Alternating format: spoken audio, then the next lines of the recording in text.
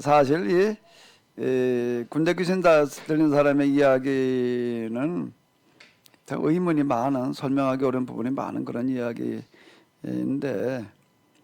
문학批評의 시대니까 제가 영성적인, 저는 이제 이렇게 이렇게 생각을 하는 게, 혼자 생각하기에 이거야말로 이제 영성적인 스토리텔링이다.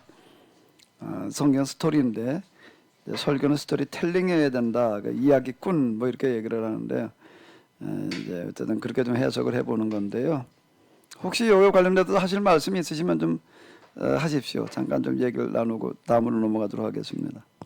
목사님 그 이제 억울함을 풀어주는 이야기, 그거는 저도 이제 좀 동의를 하는데, 또 어떤 그 사회학 비평을 하는 해석에서는 이제 이제 돼지 치는 주인들하고 관계도 있겠지만, 그 사회, 그 당시 로마 지배 하에 있을 때 이 로마 지배에 대한 그 저항, 그 로마 지배로부터 받았던 압박과 그 괴로움과 그 상처, 이것들을 해소하려고 그가 몸부림쳤던 그런 행동으로 그 이렇게 그렇게 또 해석하는 경우, 그런 일도 있더라고요. 보니까 이 이야기를. 그래서 이제 다양하게 해석이 가능해요.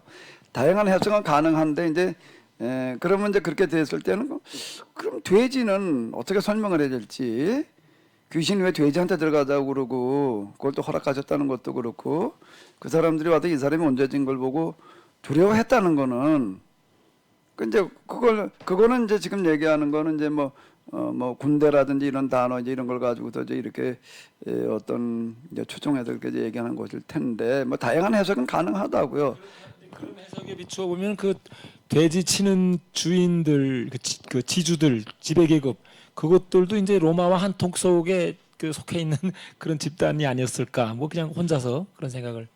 엑스 그런 그러니까 이제 그렇게 이제, 근데 지금 나는 이제 어디까지 간 건가 하게 되면 어떤 그 사람들하고 모종의 그런 관계, 함수 관계가 있다라는 것을 가지고 이제 들어간 건데, 그 함수 관계가 또 로마 제국과 연결되어져 있다라고 하는 것까지도 가능할 수는 있겠지만은, 여기도 로마 제국과 연결됐다는 것까지는 말할 수 있는 근거가 이게 쉽지라는 거예요. 추정은 되지만은 그다음에 로마 제국의 압제를 받고 있었으니까 이제 이렇게 얘기를 할 수가 있기는 하겠지만은, 그런데 이제 우리가 그 세계 정치사에서 본다라고 하게 되면은 이제 고대 그리스의 민주주의가 있고, 그리고 이제 로마의 공화정이라는 게 있다고요. 물론 예수님 당시에는 이제 공화정이라고 하는 어떤 이런 거가 이제 다시 원점으로 돌아가서 시저 아우구스투스 이제 이쯤으로 나가면서는 다시 이제 또 원점으로 돌아간 부분도 없지는 않지만, 그렇다라고 하더라도 로마의 압제와 통치는, 로마의 평화라는 얘기는 절대 그냥 생긴 말이 아니라, 그 지중해 세계 수많은 나라, 수많은 민족들이 로마의 통치를 거부한 나라가 없어요. 다 반겼지. 왜 그런가? 그게 없을 때에는 매년 낙타 전쟁이 일어나가지고 매년 전쟁에 시달려야 됐지. 전쟁에 시달려야 되지. 목사님, 또 그 다음에 이제 나라가 분열되어져 있으니까는 소통이 안 되잖아. 교통이 안 돼. 근데 로마 제국의 전체 지중해 세계를 다, 지중해를 이제 가운데 놓고 주변 나라를 다 지배하고 있다가 보니까는 통일되어 있잖아요. 그러니까 비자 없이 온전히 다닐 수가 있고, 그 전쟁이라는 게 사라졌고, 치안이 확보가 됐고, 물론 뭐 도덕대가 없지는 않았겠지만은 그 정도가 아니고, 옛날에는 그냥 뭐 도대체 살 수가 없는 어떤 그런 건데, 로마가 통치를 하고 난 다음에 그때 로마에서 요구하는 어떤 그런 세금이나 그다 등등이라고 하는 거가 무슨 인두세 뭐 어쩌고 저쩌고 이제 이런 말들을 하기는 하지만은 그게 다른 어떤 통치자나 이런 데도 요구하는 거고 비교를 해본다라고 하게 되면은 절대 높은 게 아니에요. 그리고 또 로마 제국이 각 지역에 그 지진이 많았는데, 지진이 나가지고 도시가 폐허됐을 때는 자력으로 그거 복구한다는 게 어렵다고요. 그럼 로마 정부 차원에서 그걸 또 지원을 해줬어요. 그래가지고 실제로는 어땠는가 하게 되면 각 나라와 민족들이 로마 제국에 감사하는 표시로다가 황제를 스스로 동상으로 만들어가지고 신격화시키는 일이 일어났다고. 근데 거기에 이제 철인적인 그런 황제는 절대 그런 거 못하게 금했어요. 나를 갖다 그렇게 우상시하지 말라고 그럴 정도로다가 그러니까 로마의 그런 통치라고 하는 거는 인류 역사상에 있어서 정말 발군의 어떤 그런 거였다고. 그러니까 요즘도 그 자꾸 로마로 돌아가자는 얘기가 그 위에도 계속 나오는 건데, 근데 그걸 이제 로마 제국의 항거로다가 이렇게 끌고 나가는 거는 그건 당시 이제 유대적인 그런 시각에서는 그런 부분이 있었지만은 로마의 압제 때문에라고 하는 얘기는 신빙성이 좀 이거는 떨어지는 얘기라고 그렇게 얘기를 한다라고 해요. 근데 거기까지 끌고 나가는 거는 좀 이제 내 입장에서는 그런 거예요.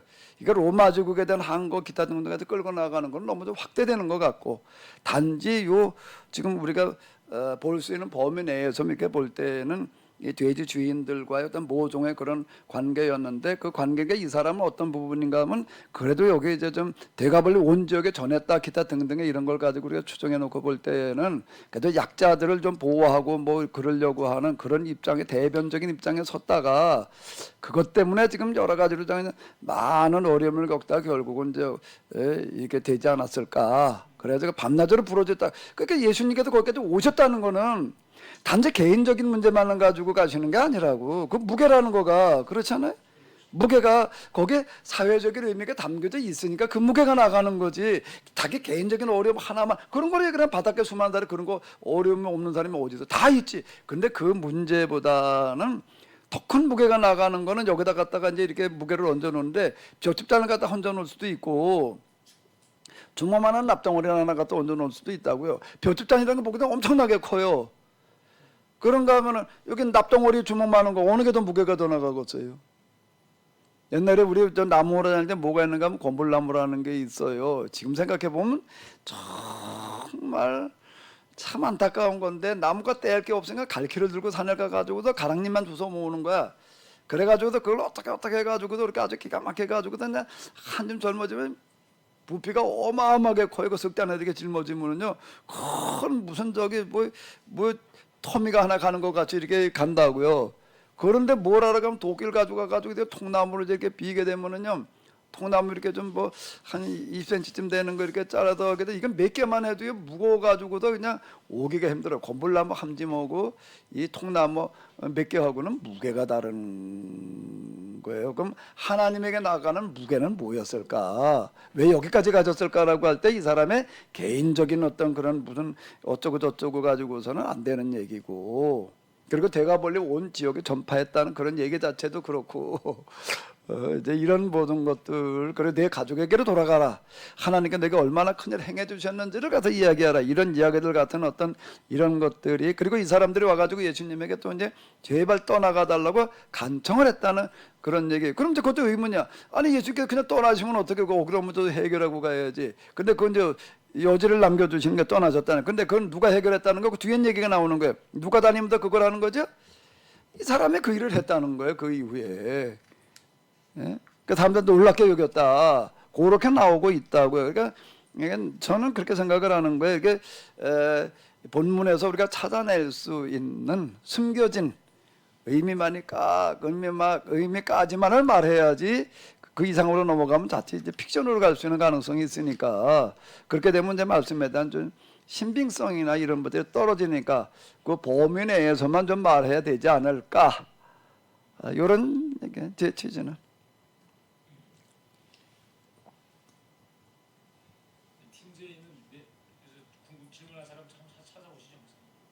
근데 노예 조인석 사모님 어떻게 하면 거꾸로 나올 수가 있는지가 나는 너무 아까 사진이 금방 거꾸로 나왔는데, 그 기발한, 아니 가만히 있어봐, 또 거꾸로네. 어째 물구나무 써서 보시나 어떻게 되는 거지? 물구나무 쓰려면 손은 위로 가야 되는데 손이 위로 가지 않는 물구나무 쓰는 무슨 기법이 있으신가 봐요. 야. 예, 어쨌든 자, 또 하실 말씀 없으신가요? 자, 어떤 말씀? 화면 목사님 화면에 왜 지금은 쉬는 시간입니다. 그래서 그게 떠요 지금요? 예. 죄송합니다. 이게 내가 아직 팀즈가 그냥, 아니 가만히 있어봐. 공유에서 내가 빠져나왔는데 어떻게 그게 계속 뜨지? 지금도 그래요? 지금도 쉬는 시간 일어나갔다고요? 화면에? 지금은 얼굴 나오네 얼굴만. 아, 그래요? 아이고, 죄송합니다. 지금 나왔어요. 내가 분명히 난 거기서 빠져나왔다고 생각을 했는데, 그러니까 이게 이제 정상으로 되려면은 여기 뭐가 하나 있으면 제가 모니터 화면이 하나 있어야 돼. 그래가지고 현재 무슨 화면 나가고 있는지 내가 같이 보면서 해야지 이제 아마 이런 방송 사고가 안 날 것 같아. 네, 고맙습니다. 또 이렇게 이야기해 주셔서. 목사님, 예. 목사님 들리시죠? 네네네. 그 지금 말씀해 주신 거 네네. 좀 음악적 상상력을 가지고 좀 더 나가는 것에 대해서는 네네. 예를 들어서 이제 뭐 예술가 뭐 드라마나 소설가나 또 이런 분들은 그렇게 좀 하도록 장려해야 되지 않겠습니까? 지금 그래서 여기서 어마어마한 작품이 정말 배너 같은 놀라운 작품들이 지금 이 소재에서 그건 너무 풍성한 소재들인데 지금 정말 젊은 영화 감독이라면은 네네. 요 얘기를 가지고 이것만이 아니죠. 지금 목사님 말씀하시는 많은 것들 중에 이 상상력을 가지고 하면은 정말 놀라운 작품이 나올 수 있을 텐데 너무 아쉽거든요. 네네네. 근데 지금 목사님께서는 여기서 더 이상 들어가시지는 않는데 그래도 목사님 나름대로는 생각하는 게 계시긴 좀 더 구체적으로는 가지고 네. 계십니다. 그 이제 그 대가볼리라고 하는 얘기 자체가 뭔가 하게 되면은 이제 그 지역에서 스스로 생겨난 마을이 아니고 헬라 또는 이제 로마 제국이 등장하면서 이제 등장을 하게 되는데 그 헤롯 왕가도 그렇고 다 뭐 한 사람들인가 하면 로마하고 결탁해가지고 등장한 신흥 세력들인 거예요. 다요. 그리고 이제 여기 지금 이제 조금 더 나아간다라고 하게 되면 아까 그 뭐 로마 어쩌고 저쩌고 이렇게까지 이제 나갈 수 있는데 여기 지금 그 이렇게 되다가 보니까 이제 헬라 제국 그렇게 뒤이어서 이제 로마 제국에 등장을 하다 보니까는 이제 옛날부터도 있었던 실세들도 있지만은 다 이제 어떤 식인가 하게 되면 그런 실세들이 그 자리를 보존하려고 한다면은 이제 신흥 세력인 로마 제국과 결탁되지 않고서는 그냥 놔주질 않았을 거 아니에요. 결탁이 됐거나 아니면은 아예 이제 본래부터는 별 볼 일 없다가 이제 로마 제국이 등장할 즈음에 이제 발빠르게 이제 로마의 앞잡이 노릇을 해가지고서 이제 신흥 세력으로 등장하는 사람들이 이제 많이 있었다고요. 이 사람들은 이제 로마로부터 이제 그만한 반대급부를 이제 얻어내는 거예요. 반대급부를 얻어내가지고서 이제 자기 주의를 이제 확보해 나가고 이제 그러는데 거기에 이제 그런 최고의 1인자가 이제 헤롯 가문이라고요. 헤롯이 이제 그런 가문, 로마 정부와 헤롯이 이제 이쪽 동방 세력을 이제 확장시켜 나갈 때 거기서 발빠르게 협조하고 나갔던 어떤 그 시류에 빠른 사람들이죠. 그렇게 해가지고 이렇게 성장했던 이런 사람들이니까 이제 우리가 그런 추정은 그건 역사적인 근거를 가지고 충분히 얘기할 수가 있어요. 그런데 이제 아까 박 목사님 얘기한 거는 로마 정부의 무슨 뭐 이제 뭐 어떤 착취 뭐 이렇게 얘기를 나갈 때는 이제 이거는 조금 이제 우리가 그렇게 좀 쉽게 얘기할 수 있는 왜 그런가 로마 정부의 정책이라는 것 자체가 물론 거기에 부분적으로다가는 없지 않겠지만은 전체적으로 놓고 볼 때에는 팍스 로마나라고 하는 거가 600여 년을 갔다라고 하는 얘기는 나중에 게르만 민족이 등장하기 이전까지는 완전 적수가 없었거든요. 이제 그 얘기 자체가 로마의 그 공화정에서부터 출발한 그 로마의 정신이라는 게 있다고요. 로마의 정신. 그게 이제 그 고대 그리스는 제국까지 못 가고 그냥 폴리스로 끝나는 거 아니에요. 그 폴리스가 이제 북부에는 마게도니아에 흡수되는 거고.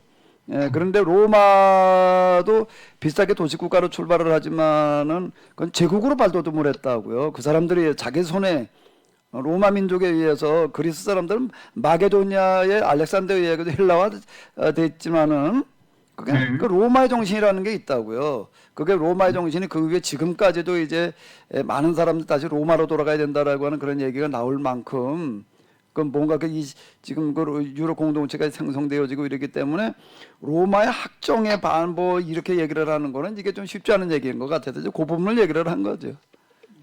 근데 이 사람이 여기에 그래도 뭔가 실세, 그 폴리스라는 내가 폴리스 이게 폴리스가 도시잖아요. 근데 폴리스의 실세로서는 당시 지배 세력과 결탁하지 않고서는 그 유지가 안 되니까 그런 모종의 뭐가 있었다는 건 충분히 가능한 얘기예요. 그리고 이제 이 귀신 들던 사람은 거기에 저항하는 사람이었다. 그러는 것 때문에 나타나는 어떤 그런 불의, 부정 이런 것들에 저항하는 그런 사람이었다라고 하는 거고, 그러다가 이제 이런 어려움을 겪고 이제 울부짖고 있는 그거를 예수님께서는 그 소리를 찾아가셨다. 그러면 이제 이게 앞뒤가 맞는 얘기가 되는 거거든요. 예, 예. 아이, 거기까지만 이제 감사합니다. 저는 설교자로서 여기까지만 보는 거고, 그 나머지는 이제 영화 감독이 할 일이고. 아, 예, 예. 그건 소설가는 저는 그 이렇게 기대해요. 진짜 이걸 가지고서 나는 영화도 영화고 장편, 아주 대장편에도 소설을 누가 좀 썼으면은, 근데 뭐 설교가 소설은 아니잖아요. 설교가 소설까지 갈 수는 없고, 소설은 이제 등장 인물들을 다 등장시킬 수가 있으니까 이름까지 다 고명해 가지고서. 근데 거기까지는 그전 설교자의 몫은 아니고, 그건 이제 영화 감독이라든지 그 다음에 이제 그건 소설가의 몫일 것 같아요. 네. 단지 이제 그 가능성만 저는 좀 열어놔 보는 거죠. 문학 이 비평을 통해서. 예, 예. 근데 제가 지금 혹시- 누가 보고 네네 네. 말씀하세요. 아니, 그 앞부분 얘기는 조금 못 들었었는데요. 혹시 그 얘기도 있었는지, 아까 목사님은 돼지 떼 얘기하고 2,000마리 그 빠져 죽은 거 뭐 등등등등 다 이게 의문이 많은데 그게 뭔가 함수 관계가 있을 것이 이렇게 해서 지금 했는데, 혹시 귀신이 그 돼지 떼로 들어간 거는 이제 지금 얘기로 그렇다 치고 저는 늘 궁금했던 게 귀신들이 돼지 떼 들어가게 해달라는 거 거기서 살려고 그러는 텐데 다 죽어버렸으면은 왜 자기 죽으려고 들어가는 게 이상하니까. 예. 아직 안 하셨나요? 예. 그러니까 이제 그게 네. 예수님께서 돼지떼에 들어가도록 허락하셨다라고 하는 것 자체가 그 돼지와 어떤 관련이 있는 거예요. 돼지와 그 귀신이라고 하는 거는 사람을 이제 이렇게 고통스럽게 하려고 하는 어떤 그런 세력이잖아요. 그러니까 이제 어떤 이제 그 귀신과 관련이 되어져 있으니까 이제 그게 들어가게 해달라고 그러는 거고, 이제 그런 부분들을 연결시켜 나가 볼 수가 이제 이렇게 있겠죠. 근데 제가 지금 누가복음을 써내려가면서도 마침 이게 누가복음을 문학비평으로다가 해석해 놓은 그런 책이 좀 있더라고요. 그래가지고 제가 이제 많은 기대를 가지고 사실 제가 좀 봤어요. 야, 이게 서사비평, 이제 문학비평을 다른 말로 서사비평 그렇게 얘기를 하는데, 그래도 이걸 가지고 참 이제 그분 이제 성경을 이제 그냥 기존 방식으로 설교하는 식으로다 또는 이제 역사비평으로 해석하는 거 말고 문학비평을 가야 된다라고 서문에서 얘기를 해서 하나 가지고 100% 동감을 하는 거예요. 100% 동감으로 해가지고서 저 이분은 그 문학비평을 이제 어떻게 좀 전개시켜 나가나라고 많은 기대감을 가지고 사실 제가 이번에 누가복음 이거 준비하느라고 이제 그걸 갖다가 좀 이제 기다 봤는데 읽으면서 제가 이제 대단히 실망을 했어요.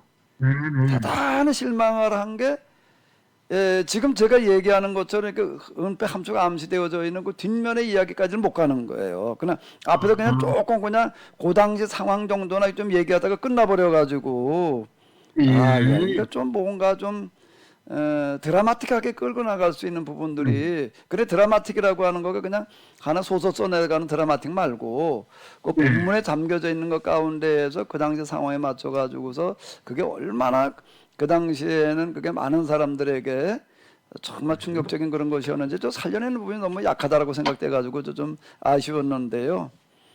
저는 어떻게 이제 그 영성적인 이런 부분들이 이게 좀 보여져 가지고 이렇게 한번 접근해 가 보는 거죠. 네네, 목사님. 감사합니다. 저는 이제 여기까지고요. 나머지 부분들은 들으시는 여러분들이 좀 같이 좀 이렇게 아마 그 나머지 완성시켜 가주시면 고맙겠습니다. 예, 고맙습니다. 예, 고맙습니다, 장로님. 네. 자, 그럼 또 본문으로 가보자고요. 이제 빨리 가야 되는데. 이제 오늘 그 가야 될 길이 9장 50절까지인데 야이로의 딸 이야기가 나오고 있습니다. 그리고 이것도 이제 의문이에요. 자, 아까 읽었는데 8장 40절 일장 한번 좀 읽어볼까요? 가능하시면 우리 팀제 들어가신 분들은 이때마다 좀 잽싸게 빨리빨리 좀 읽어주시면 고맙겠습니다. 어디까지 읽어주시는가 하게 되면은요, 40절에서 42절까지를 좀 읽어봐 주세요. 예수님께서 돌아오심에 무리가 환영하니 이는 다 기다렸음이로라.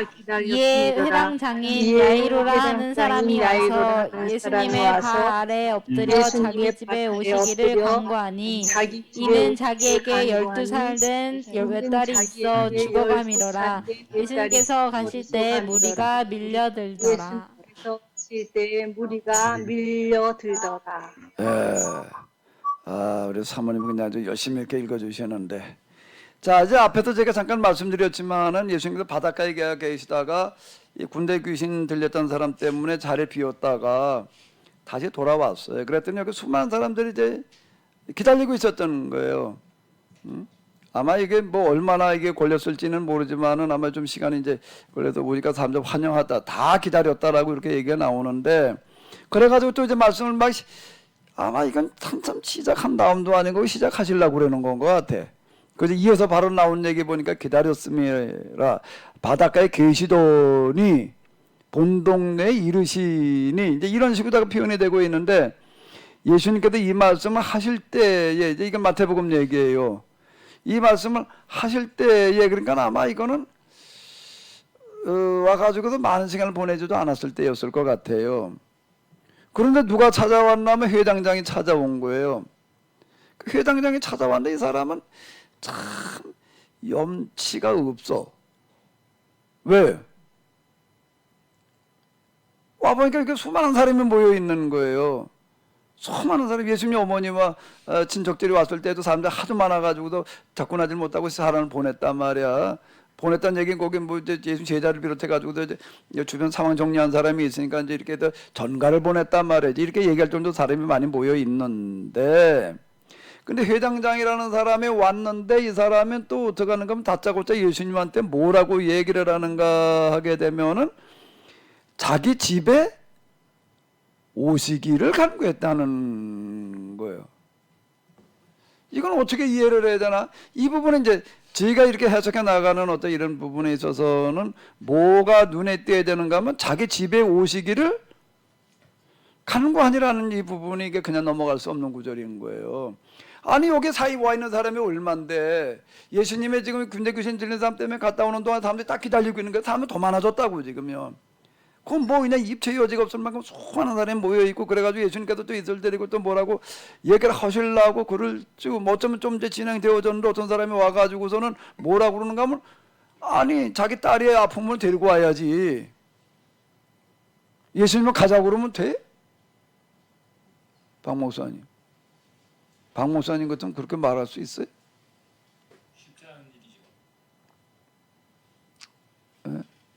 이게 좀 이상한 거예요.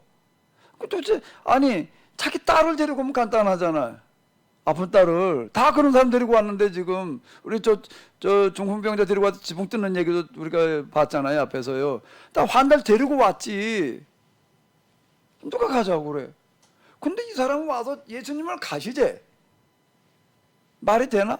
근데 예수님께서 또 어떻게 하시는가 하게 되면은 일어나 따라가시매. 그럼 마태복음 얘기해 이제. 9장 19절 일어나 따라가시매 이렇게 나오고 있어요. 도대체 이걸 어떻게 이해를 해야 될까?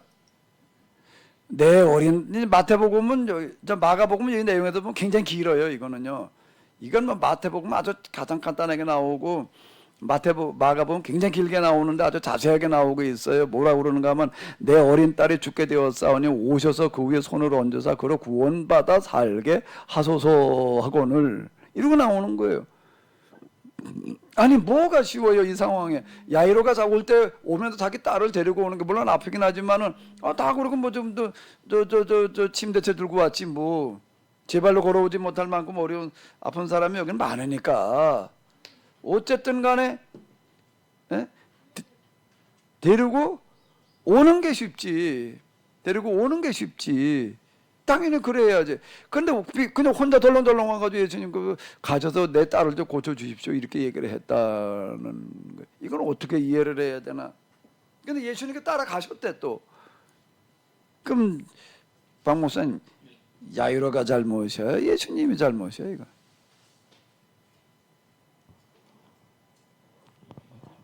질문이 잘못된 것 같긴 한데요. 질문이 잘못됐다고. 그럼 이제 어디 다시 질문해봐야지. 목사님이 왔다. 내가 그렇게 말하길 내가 기대했어. 내가. 그래서 이제 빠져나갈 군형이 없어. 이제 말해봐 어디 이제.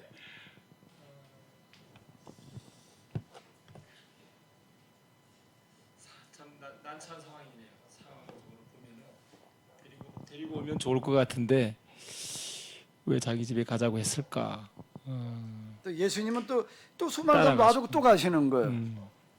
그럼 이건 결국은 이제 뭔 얘기는 아까 내가 이거 저울 가지고 얘기를 했는데 뭐 다시 보여드리질 않다라고 하더라도 예수님께 따라가셨다는 얘기는 무슨 얘기가 되는가 하게 되면은 이 상황이 더 무게가 어땠다는 얘기가 더 나갔다는 얘기예요. 도대체 그게 무슨 무게라는 얘기야 이번에는 그러면은.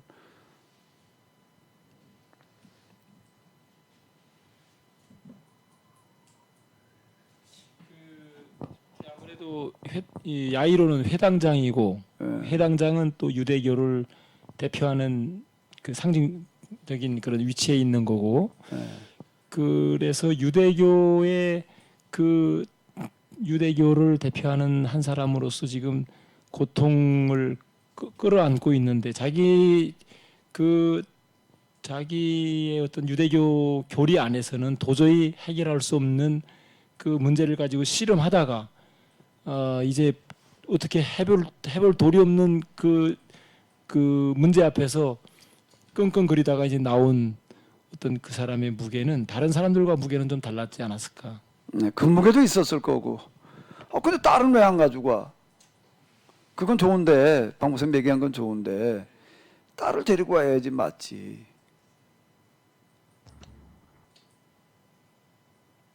그 목사님, 예. 그 야이로의 딸의 무게 중심도 있지만 이제 거기 계속 나오잖아요. 그 혈루증 앓던 여인. 네. 이 여인이 예수님께 가까이 올 수 없는 여인이잖아요. 네. 그런데 이제 그 여인이 예수님께 가까이 올 수 없지만 12년 동안 고통 나오고 한 그 무게. 그리고 그 야이로의 집으로 가는 길에 그 여인을 만날이라는 것을 아시고 그래서 야이로가 가시자 그럴 때 따라간 건 아닐까 그런 생각이 드는. 그것도 또 이렇게 볼 수도 있겠지.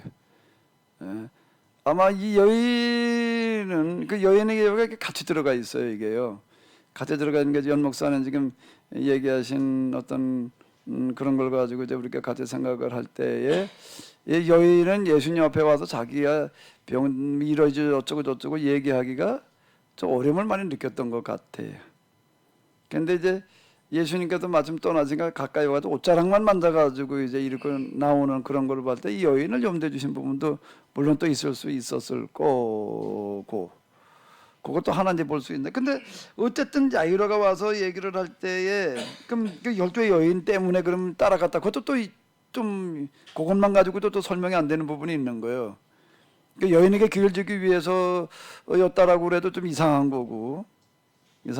근데 이 상황에서 이제 우리가 이렇게 다시 본문으로 돌아가 가지고서 이제 이렇게 보게 되면은 뭐라고 여기 지금 나와 있는가 하면은 이에. 그래서 예수님께서 따라가시니까 이에 그와 함께 갈 때 큰 무리가 따라가며 여사더라. 이게 사람들이 더 이상 이제는 그냥 또 가시니까 그냥 기다리고만 있을 수는 없고 따라갔다는 거예요, 이번에는. 따라갔다는 거예요. 또 여기 보게 되면 예수님께 갈 때 무리가 밀려들더라 이렇게 나오고 있다. 그 이제 마가나 이제 누가는 그 부분을 얘기를 해주고 있어요. 마태는 그냥 제자들도 딱 가더니 요크만 나와. 제자들만 따라간 걸로는 마태복음에 나와 있지만은 마가나 누가에는 수많은 사람들이 같이 따라가는 이야기가 지금 나오고 있다고요. 그렇죠. 그럼 이 야이로의 무게는 무언 무게였을까라고 하는 거가 이제 우리가 좀 생각해 봐야 될 그런 문제다라고 이렇게 볼 수가 있고요.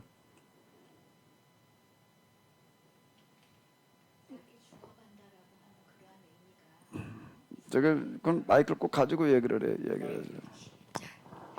딸이 죽어간다라고 하는 의미가 그냥 육신적인 딸의 의미도 있지만 말씀의 왜곡으로 말미암아 유대교가 죽어가는 그러한 것에 대한 상징으로 말씀을 한 것 아니었을까요? 근데 그렇게 그러니까 봐야 그래서 될 근거는 어디에 있지? 왜냐하면 이제 딸이 죽었다고 막 저기를 하는데 아니다 잔다 그러면서 다시 소생시키시는 그러한 모습들이 나오는 것들을 보면 이제 이스라엘은 이렇게 회복되어질 것이다라고 하는 그러한 의미까지 같이 함축되어 있는 것은 아닌지라고 하는 생각을 좀 해봤습니다. 그런데 딸이 살아난 것처럼 유대교도 살아난다? 말씀에 올바른 그러한 그 회복이 있을 때에 예수님께서 그 딸을 소생시켜 주셨던 것처럼 온전한 말씀의 회복이 되어지면 이스라엘도 그렇게 회복되어질 것이다. 죽음 같은 그러한 모습에서 다시 깨어날 것이다라고 하는 그러한 의미가 같이 함축되어 있는 건 아닐까라고 하는 생각이 좀 들었어요. 아, 예. 그 여러 가지 추정이 이제 문학 비평에서는 그 문학적인 상상력이 꼭 필요합니다. 그런데 그거는 이제 어쨌든 성경에 그 설교자 입장에서 가야 될 선이 있고 이제 나머지 또 뭐 아까 우리 장 교수님께서 얘기하신 대로 이건 뭐 또 이걸 영화한다든지 소설을 할 때는 또 그다음에 그분대로 이렇게 확장시켜 나가야 되게 더 확장되어 나가야 되겠지만 우리 그러니까 뭐 설교자는 가장 기본적인 영역까지 갈 수밖에는 없을 게 우리가 뭐 소설가나 뭐 이런 사람들 나갈 수는 없는 이야기고 이게 여기 저 누가복음을 가지고 소설을 써놓은 것도 있더라고요. 그 제가 그것도 가서 좀 읽어봤어요. 근데 아주 평생 걸렸다고 그러더라고요. 평생 걸려도 소설화 시켜놓는 그런 것도 좀 뭘 하나 있고 이제 그러기는 하던데. 자, 그럼 이제 또 뒤로 넘어가서 이렇게 보게 되면은 예수님께서 여기에 지금 어떻게 하는가 하게 되면은 그 야율의 딸을 고치는데 어떻게 하셨죠? 어떻게 하셨냐면 제자들 다 데리고 가신 것도 아니고 누구? 베드로, 야고보, 요한만 데리고 들어가시고 나머지는 다 내보냈대. 그럼 왜 베드로, 야고보, 요한만 데리고 가셔야 되나?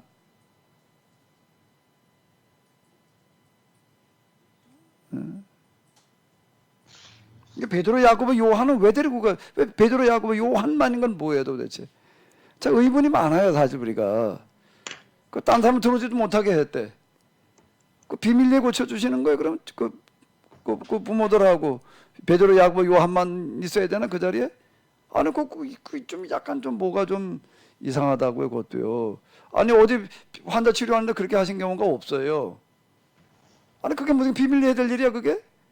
어? 아니 저 누구야 저 과부의 아들 나인성 그냥 길바닥에서였지. 그리고 나사로 살릴 때는 다 비켜. 저 마르다 마리아만 있어. 그런 거 꼭 그럴 필요가 없는 얘기라고요. 다 있는 자리에서 일어나 걸어 나와라 그랬지. 예? 그리고 뭐 지금 예. 좀 전에 박흥림 목사님이 얘기하셨나 모르겠는데 잘 못 들어서 이제 유대교의 도구마 신학이 이제 굉장히 지금 예수님이 이걸 깨트리시는 그런 거잖아요. 근데 어린 딸이 병들어 죽게 됐잖아요. 근데 인과응보 사상에 따르면은 아이가 죽게 된 거는 굉장히 심각한 그런 죄를 지은 거잖아요. 네. 유대인의 그 인과응보 교리로 보면. 근데 이게 이제 야이로도 받아들이기가 어렵고 또 많은 사람들도 받아들이기 어렵고 제자들도 이것을 받아들이기 어려웠는데 이제 세 사람 그렇다 할 때 그 세 사람은 예전에 말씀하신 것 같은데 어쨌든 그것을 받아들일 만큼의 그런 믿음 또는 신앙이 준비돼 있어서 베드로와 야고보 요한을 데리고 가시는 거가 아닐까. 그러니까 인과응보 교리에 대한 것을 깨트리시고 하나는 그것을 준비된 자가 그것을 보고 이해할 수 있지 준비 안 됐을 때는 그게 어렵기 때문에 그 세 사람을 데려가시는 그런 건 아닐까 그렇게 생각합니다. 근데 그렇게 됐을 때 또 의문이 뭔가 하면은 지붕을 뜯어내리는 사람을 고쳐놓고 나서는 어떻게 하라고 그러셨어요? 침상 들고 걸어가라. 많은 사람들이 그걸 또 확대 알리시는 역할이라고요. 그리고 이제 우리가 날 때부터 적용된 사람 고치시는 이야기도 보게 되면 또 눈에다가 진행을 발라놓고 어디 가서 씻으라고요? 실로암 못에 가서 씻어라. 그 완전히 다 공개되게 하시는 거지. 이게 밀폐된 공간에서 치료하시는 이야기는 없는 거예요. 치료를 하시는데 밀폐된 공간의 치료는 지금 거의 죽은 자 살리는 거하고는 좀 차원이 다르지 않나요? 죽은 자를 살리는 건 정말 하나님의 영역이지 네. 치료는 뭐 할 수 있잖아요. 근데 그래서 그 죽은 아이를 살리는 그것을 통해서 이제 예수님이 하나님이신 것을 드러내시는 사건인데 네. 그게 아무나 그게 봐서 될 거냐. 그래서 그 나인성 과부라든지 나사로 사건은 밀폐된 장소가 아니었다고요. 근데 왜 여기는 왜 밀폐된 장소냐? 이것도 네. 이제 좀 우리가 의무, 코로나 방지를 위해서래. 나 이거 참 아주 코로나의 해석이야 이제. 이제 뭐 하긴 뭐 배는 게 없으니까 뭐 그냥 이제 우리가 이제 이해를 하는데, 자 다시요 이제 우리가 봐봐요. 자 그럼 여기도 회당장이었다는 거예요. 여기 회당장이라는 거 계속 얘기를 하고 있어요. 회당장이라고 하는 거는 당시 유대교에서는 이제 우리가 랍비 뭐 이렇게 얘기를 하고 또 이제 바리새인 이렇게 얘기를 하는데, 회당장이라고 하는 건 당시 유대교는 회당 중심의 종교였어요.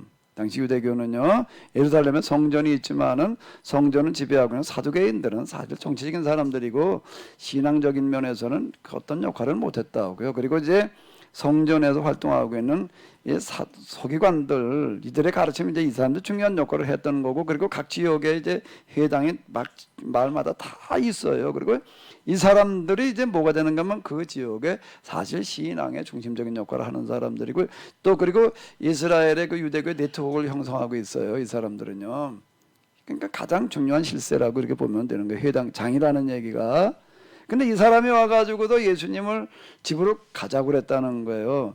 만약에 딸만 고칠 목적이었다라고 한다면은 데리고 오는 게 맞는 얘기이고, 근데 가자라는 얘기, 그리고 그 들어가는데 다른 제자들은 다 관두고 베드로, 야고보, 요한, 저 변화산에 올라갈 때 베드로, 야고보, 요한이니까 뭐 그랬으려니. 근데 여기는 그래야 될 이유가 사실 이게 좀 애매한 거예요. 왜 베드로, 왜 야고보, 요한이야? 응? 그럼 뭐 그 사람들한테 보여줘야 될 이유가 별로 없다고요. 그럼 이런 것도 우리가 종합해 놓고 본다라고 한다면은 왜 예수님께서 따라가지고 회장자는 뭘 요구한 걸까요? 물론 딸도 딸이에요. 그런데 뭔 얘기가 되는 거죠? 지금 요 시점이 이제 누가복음이나 이런 데 의하게 되면 예수님께서 갈릴리 사역을 마치고 예루살렘 올라가시는 이제 그 시점쯤 이제 이렇게 되는 건데, 회당장에 예수님을 진짜 찾아온 이유가 딸을 고치는 어떤 그런 부분들도 있고 그러지만, 물론 예수님을 찾아왔다는 것 자체가 벌써 이제 평소에 예수님에 대해서 많은 기대와 동의를 가지고 있었다는 이야기이고, 그러다가 이제 그러니까 저 예수님을 장례치는 요셉이나 니고데모와 이제 비슷한 그룹의 사람이라고 보여지는데, 집으로 가자고 그랬다는 거는 그러니까 뭘 하러 가자고 그랬다는 걸까요? 단지 내 딸만? 그럼 이제 이게 성립이 안 되는 거예요. 성립이 안 돼, 이게요. 그럼 뭐가 들어있는 거죠, 여기에? 그렇게 베드로, 야고보, 요한만 다른 다 내보냈다는 그런 얘기 속에는 뭐가 들어가 있는 거예요? 예수님에게 긴밀히 뭔가 전해줘야 될 뭔가가 있었다는 얘기가 되는 거예요. 그리고 이제 우리가 이 복음서를 읽어 내려가다 보게 되면은 의문이 드는 게 하나가 있어요. 여기 물론 성경에 보게 되면 말이야, 뭐 바리새인들이 나가도 유대군 당국자들이 말이야, 뭐 예수님을 죽이기로 했다, 뭐 어떻게 하기로 음모했다, 뭐 하는 얘기들 막 나와요. 그걸 어떻게 알고 써요? 아니 그걸 어떻게? 예수님이니까 다 알았지 뭐. 그렇게 얘기를 한다면은 글쎄 그거는 좀 안 맞는 이야기이고, 그 얘기 자체는 뭔가 하면 누군가가 지금 유대교 당국자들이 예수님에 대해서 어떤 생각들을 가지고 어떻게 하려고 하는지를 자세하게 전해주는 사람이 있었다는 것을 암시해 준다고요. 그 사람 당국자들이 나가서 예수님을 죽이는 뭐이 아니라, 아니 그걸 어떻게 하냐고. 이게 단순한 소설은 그렇게 쓸 수가 있어요. 근데 이게 소설은 아니잖아요, 성경이요.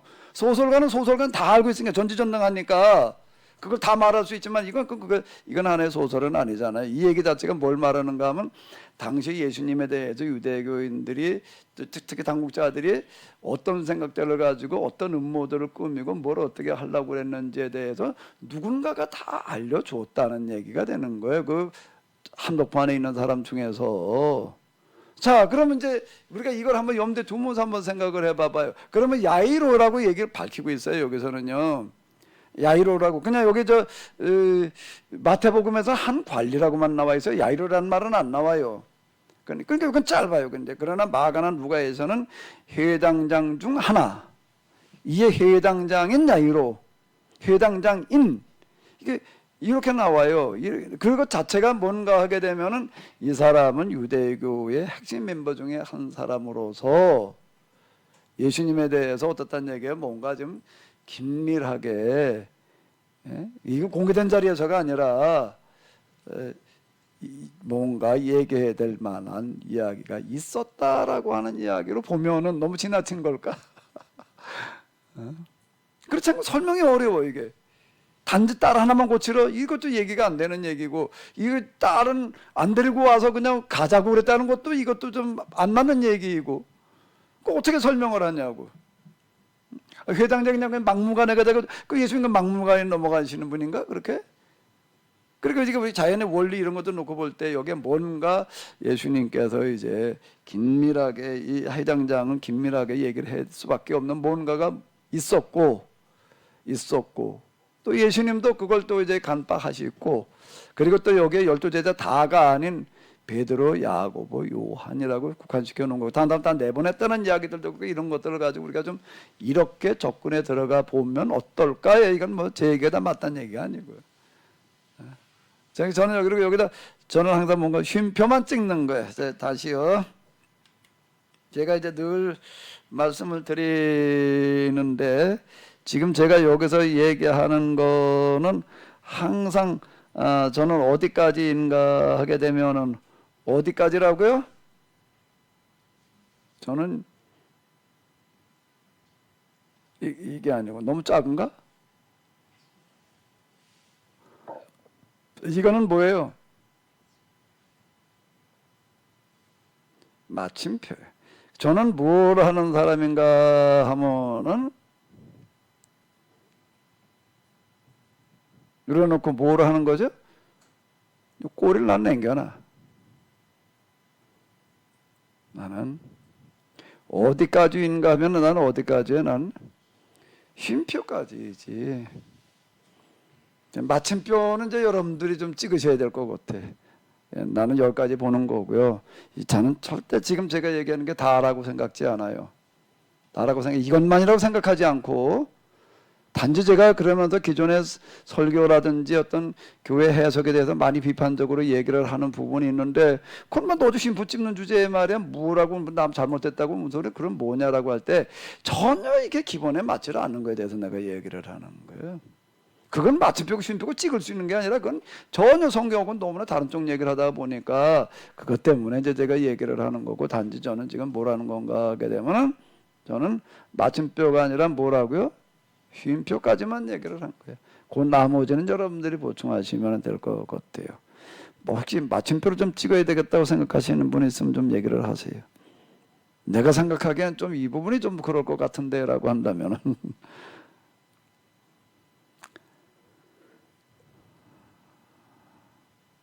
자, 다시 이제 오늘 가야 될 길이 좀 많습니다. 아직 조금 더 남은 분량이 있어가지고서요. 그럼 또 그 다음 갈게요. 의미로 남는 거는 여러분들 계속 물어보세요. 물어보시면은 또 좀 뭔가 풀어나갈 수 있는 그런 게 있을 거예요. 나머지는 그냥 넘어갈게요. 그냥 넘어가도 되겠죠? 자, 그러면 이제 어디가 되나 하게 되면 이제 12제자 파송 얘기예요. 12제자 파송기를 일단 이렇게 보시게 되면은 9장으로 넘어가는 건데, 9장으로 넘어가는데 일단 이렇게 보게 되면 마태가 있고 마가가 있고 누가가 있어요. 일단 딱 보시면 뭐가 차이가 나나요? 마태에도 나오고, 마태는 10장에 나오고, 마가는 6장에 나오고, 누가는 9장에 나오는데, 일단 이건 대조서를 보시게 되면 일단 뭐가 차이가 나요? 이건 뭐 분량이 이건 비교가 안 되는 거예요. 분량이 비교가 안 될 만큼 어디가 많은 거죠? 마태가 많은. 그러니까 마태는 여기에 엄청난 비중을 두고 있는 걸 볼 수가 있습니다. 그건 왜 그런가? 마태는 이걸 두 번째 설교예요. 이거 성경에 나오는 예수님의 5편의 설교가, 마태복음에 나오는 예수님의 5편의 설교 가운데 두 번째 설교예요. 그러니까 제자 파송의 설교. 이거는 제가 마태복음에도 썼고 마가복음에도 써서 다 써놨는데요.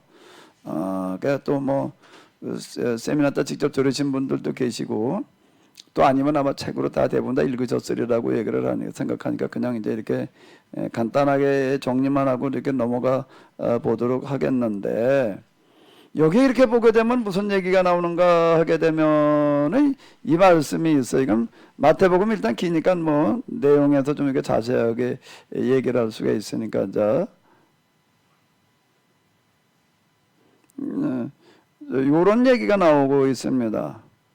너희는 전대에 금이나 은이나 동을 가지고 가지 말고, 이건 금은 동을 가지고 간다는 건 그 당시에는 화폐가 없던 시대예요. 이제 그렇기 때문에 이게 이제 화폐의 역할을 하는 그런 거죠. 이제 여행을 위하여 배낭이나 두보롯이나 시나 지팡이를 가지지 말라. 이는 일거리 자기 먹는 것을 받는 것이 마땅하다. 이렇게 이제 얘기가 돼 있어가지고 자칫 어떻게 생각을 하게 되는가 하게 되면은, 그냥 예수님께서 믿음만 가지고 하게 되면 다 해결해 주신다라고 얘기를 했다. 그리고 이제 선교 훈련 보내셨다. 이렇게 생각을 하게 되는데, 그 제가 마태나 마가에서 이제 얘기했는데, 이 부분이 이제 뭔가 하면 제자 훈련이 우리가 생각하는 것처럼 영혼 구원하는 그런 선교하고는 전혀 판이 다르다라고 하는 거예요. 그 은폐 함수가 암시적인 어떤 이제 그런 표현이 이렇게 되겠는데, 이건 제가 마태복음에서 좀 자세하게 이렇게 써놨고 마가복음에서도 좀 내가 지금 이렇게 썼으니까 이제 필요하신 거 이렇게 보시면 되겠는데, 뭔 얘기가 되는가 하게 되면 여기 이렇게 보게 예수님께서 이걸 내보내실 때 그냥 내보내시는 게 아니라 능력을 주셔가지고 병든 자를 고치며 나병한 자를 깨끗하게 하면 귀신을 쫓아내며, 거저받았으니 거저 주어라라고 얘기를 하는 건데, 그러니까 이런 거예요. 예수님께서 지금 하시는 일들은 그건 삭개오의 이야기, 이제 우리가 19장에 가게 되면 거기도 다시 한번 이렇게 볼 텐데, 예수님께서 삭개오의 집에 가셨을 때에 거기 본문에 의하면 예수님께서 삭개오에게 뭐라고 얘기하셨다는 얘기는 없어요. 내가 오늘 이 집에 가도 하루 좀 쉬어야 되겠다 이 얘기만 하셨고, 근데 밖에는 너무 기쁘게 받아들였다는 거예요. 예수님께서 자기 집에 오신다라고 하는 것을. 그리고 잔치를 벌렸어요. 그리고 와서 고백하는 게 뭔가 하게 되면 예수님한테 내 재산의 절반을 팔아서 어떻게 하겠다는 거야? 가난한 자에게 나누어 주고, 또 나머지는 강제로 내가 탈취한 게 있으면 어떻게 하겠다는 거야? 몇 배로 갚겠다라고 얘기를 하고 있어요. 그러면 이 얘기 속에는 뭐가 들어있는가 하면 삭개오는 알아요. 뭘 알아요? 예수님이 뭘 하시는 것인지를. 오늘 네 집에 가도 쉬어야 되겠다는 걸 우리는 그냥 하루 종일 자고 가는 걸로 만드는데, 오늘 내가 네 집에 가야 되겠다는 거를 뭘 얘기하는 건지를 알아들었다는 얘기예요. 그리고 기쁘게 받아들였다는 얘기예요. 그 얘기가 뭐면 너도 어떻게 하라는 얘기는 내가 하는 일에 동참해라. 그렇게 받아들이는 거예요. 그 내가 하는 일이라는 게 뭔 얘기인가 하면 삭개오의 고백 속에 들어가 있는 거예요. 그건 뭔가 하게 되면은 자기 재산의 절반을 가난한 자들에게 나누어 주는, 탈취한 거는 변상하는 어떤 그런 일들. 자, 이제 이렇게 놓고 본다라고 한다면 누가복음에 의하게 되면 이걸 예수님께서 사장에서 신년을 선언하러 오셨다는 그런 얘기가 되는 거고, 그리고 예수님을 따라다니면서 배운 제자들에 의해서 시작되어지는 사도행전 교회에서는 저희가 사도들의 가르침을 따라 떡을 떼며라는 얘기는 양식을 나눠 먹었다는 얘기가 되는 거예요. 양식을 나눠 먹었다는 얘기라고 해요. 오늘 누가 왔을 때 다 가졌다는 얘기가 아니에요. 간식 줬다는 얘기가 아니라 이거는 뭔가 하게 되면은 함께 식사를 나눠 먹었다는 그런 얘기가 이렇게 되는 거고, 그 사도들의 가르침을 따라 했다는 거예요. 그리고 저들이 가진 것을 가져와 가지고 서로 다 나눠 쓰는 그런 일들을 사도들의 가르침을 따라 했다는 얘기예요. 그 사도들은 언제 그걸 배웠어요? 그거를 성경에 예수께 그렇게 가르쳤던 얘기 별로 없어요. 그래서 성경의 기록 방식은 이런 거예요. 그 감춰져 있어요. 그런 가르침의 이야기가 어디에? 바로 요게 감춰지는 거예요. 전대 금이나 이나 동을 가지지 말고 여행을 위해 배낭이나 두보롯이나 신비나 지팡이를 가지지 말라. 이렇게 감춰져 있는 얘기예요. 이 얘기가요. 그러면 이 얘기가 무슨 얘기든, 그러면 그 앞에 또 이제 병든 자를 고치고 귀신을 쫓아내고 죽은 자를 살리는 그런 이야기들, 여기에 뭔가 하면은 이 복음을 전한다는 그런 이야기 속에는 신년을 선언하는 그런 말씀이 되는 거고, 그걸 듣고 기꺼이 동의하는 사람들이 다 사도행전에서 얘기하는 식으로다가 가지고 오는 거예요. 그 사도들이 발 앞에 뒀다는 거예요. 발 앞에 두었는데 재산들을 가지고 와서 이제 그 나누는 거 분배하는 그런 작업을 하는 건데, 분배하는 작업을 하는 건데 거기에서 너는 전도를 위해서 또는 뭐 어쩌고 저쩌고 내 수고비 명목으로다가는 아무것도 떼지 말아라. 그건 또 그 다음 가가지고도 또 할 일이고, 거기 중에서는 그렇게 시작된 그것들은 거기에 있는 사람들 다 공동으로 살아가는 그런 다 생활기금으로만 쓰게 해라. 이게 그 가르침이었다는 얘기예요. 이 훈련이. 그 훈련을 시키셨다는 얘기가 되는 거지. 그러니까 거기도 훈련 받은 대로 그들은 사정제 나가가지고 한 거예요. 어느 날 갑자기 한 게 아니고 선교 훈련이라는 게 그 훈련이었다라고 하는 거. 우리가 여기서 읽어내야 될 게 난 이렇게 보는 거예요. 근데 이걸 어떻게 그렇게 읽느냐? 아까 우리 장도주 교수님께서 씨뿌림의 비유를 보도 아무리 봐도 그게 뭐 네 밭의 이야기지. 어? 아무리 봐도 그럼 여기에서 예수님께서 이 훈련을 시켰다는 거 어디서 읽어내? 어떻게 읽어내? 그러니까 이건 뭔가 하면 전체에서 부분을 읽을 때 가능한 얘기예요. 그리고 이렇게 해석하지 않으면 이 말이 안 돼. 그럼 우리가 요즘 하나님 미로를 갈 때는 아무것도 가지 않아도 가야 되나? 그러면 그렇게 이걸 알아두는 거지. 그 선교훈련, 선교회의 같은 데도 훈련시킬 때 이거 가지고 훈련시켜요. 대표적인 그 예전단이라는 데 있잖아요. 거기에 선교훈련 갔다 온 사람들 보니까 마지막 졸업식인가 뭔식인가 할 때에는 다 조를 짜가지고 이렇게 내보낸대요. 아무것도 가지고 가지 마라 말이야. 우리 기도해가지고서 응답 가지고 가라. 어디로 갈 거냐라고 하는 거를 그래가지고 뭐 기도해가지고서 뭐 똑같이 응답 받아 어떤 날은 뭐 어디 전주로 가고 어떤 날 강릉으로 가고 어디로 가고 응답 받고 가라. 그리고 그냥 가라. 거기 가서 뭘 먹고 해야 될지 뭘 입어야 될지 걱정하지 말고 가서 그냥 그렇게 해라. 그렇게 한다는 거예요. 그 갔다 온 사람 얘기를 들었어요. 내가 그렇게 기도하니까 몇 명이 갔대나 뭐 그 팀들 다 똑같이 응답을 받더냐. 그 저녁을 어떻게 해야 해결하라고 그러더냐. 뭐 기도하고 나서 어디로 가는 교회 찾아갔대. 교회 찾아가가지고서 우리가 이러이러해서 왔습니다. 그랬더니 한 끼 먹여주고 재워주더래. 자, 그럼 이제 얘기를 하는 거야. 하나님께서 그냥 이렇게 마태복음 10장처럼 인도해 주셨다라는 식으로 다 전도 훈련을 하고 뭐 보고를 한다라고 얘기를 하는데 다 겨우 그 얘기일까? 예수님께서 제자들 내보내가지고 훈련시킨 게 그런 훈련? 야, 너 아무것도 가지고 가지 마. 그래도 말이야, 하나님께서 말이야, 가서 너 먹고 잘 거 그냥 다 해결해 주실까? 그 훈련? 그리고 여호와 이레라고? 겨우 성경이 그런 수준일까? 그래도 그런 믿음 가지라고 그냥. 그러다 까마귀 모양으로 무슨 까마귀 물어줘뒀다는 식으로다가 그냥 그런 거나 갖다가 나열해놓고 그냥 그건 믿음이라고 훈련이라고 이러니까 이게 말이 안 되는 얘기가 되는 거예요. 이런 얘기들은. 성경이라고 하는 거가 독특한 게 기록되어진 구전 문학인데 구전 문학에 담겨져 있는 기본적인 그 틀이라는 게 있어요. 그 은폐 함축 암시. 적인 그런 표현들 우리가 숨겨진 이면에 가서 읽어내는 이런 게 좀 있어야 되지 않을까라고 하는 거죠. 여기도 뭐 할 얘기는 많은데 그냥 이 정도로 하도록 하고요. 혹시 여러분들 가운데도 하실 말씀이 있으시면은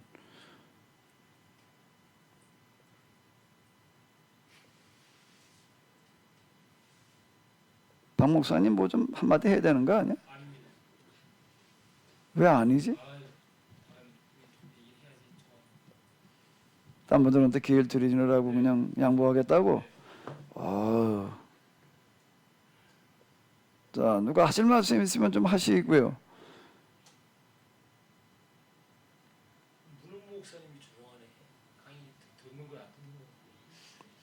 문만 목사님 나갔네 보니까. 여기 들어오지도 않았네. 손주 보러 갔는가 봐. 오전에 잠깐 그냥 와서 저기 나 여기 왔어. 그리고 그냥 뻑뻑 소리만 지르다가 어디로 가버렸어. 이런.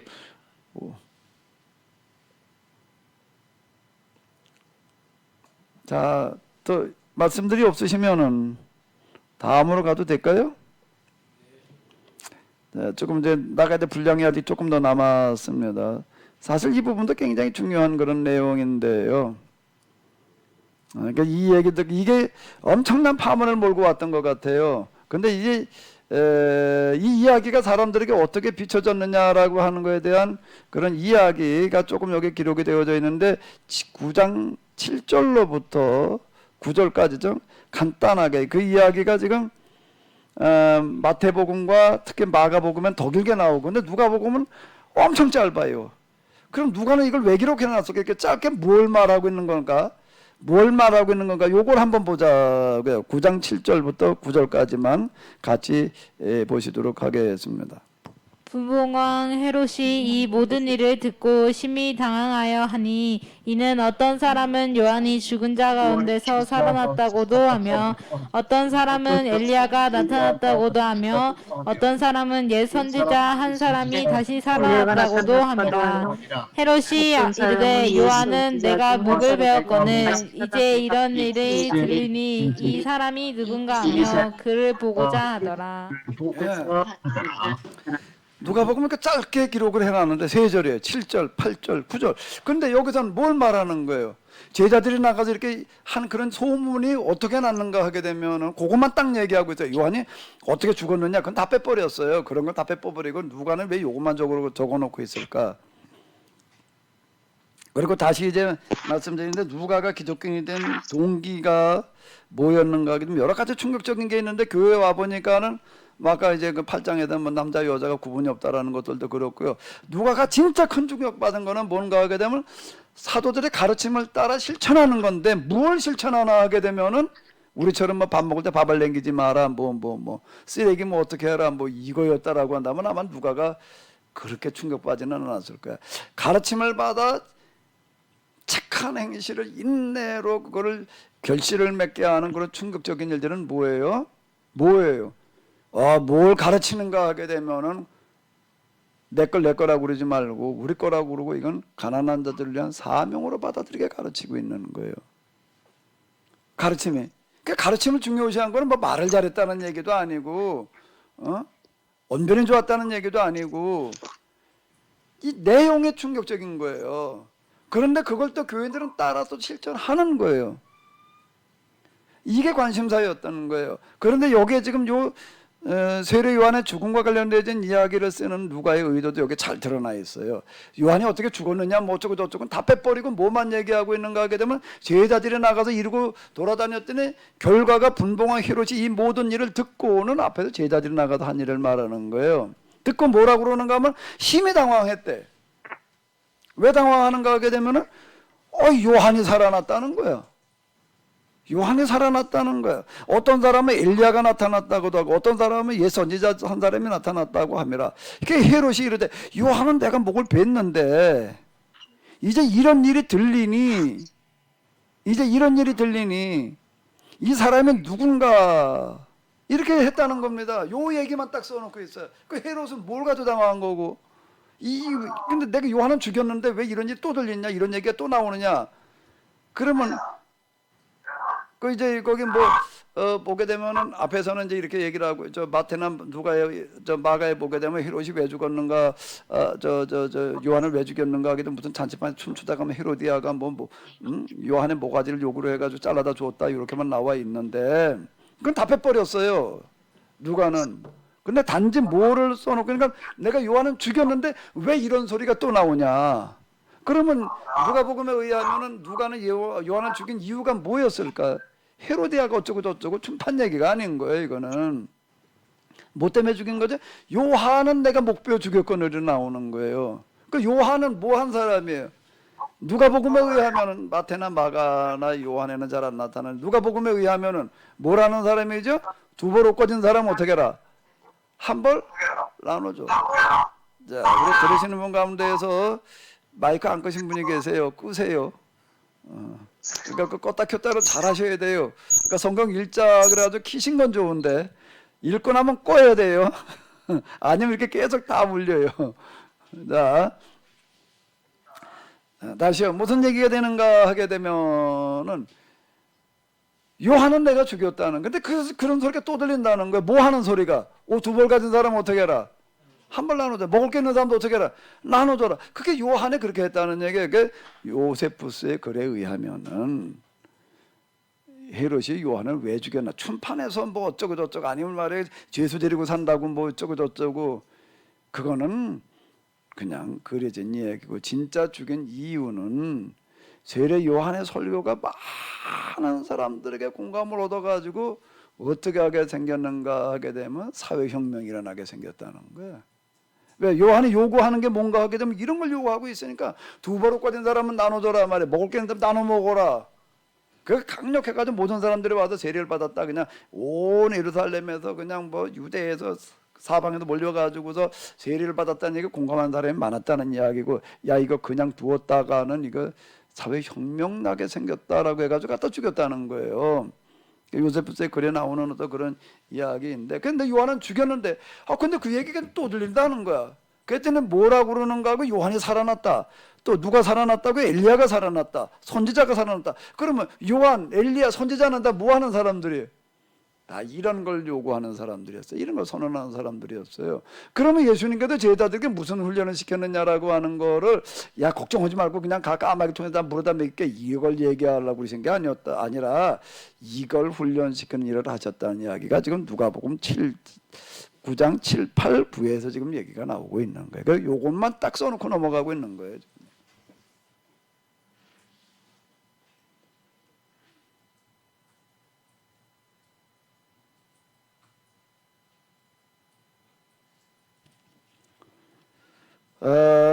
그리고 나서 이제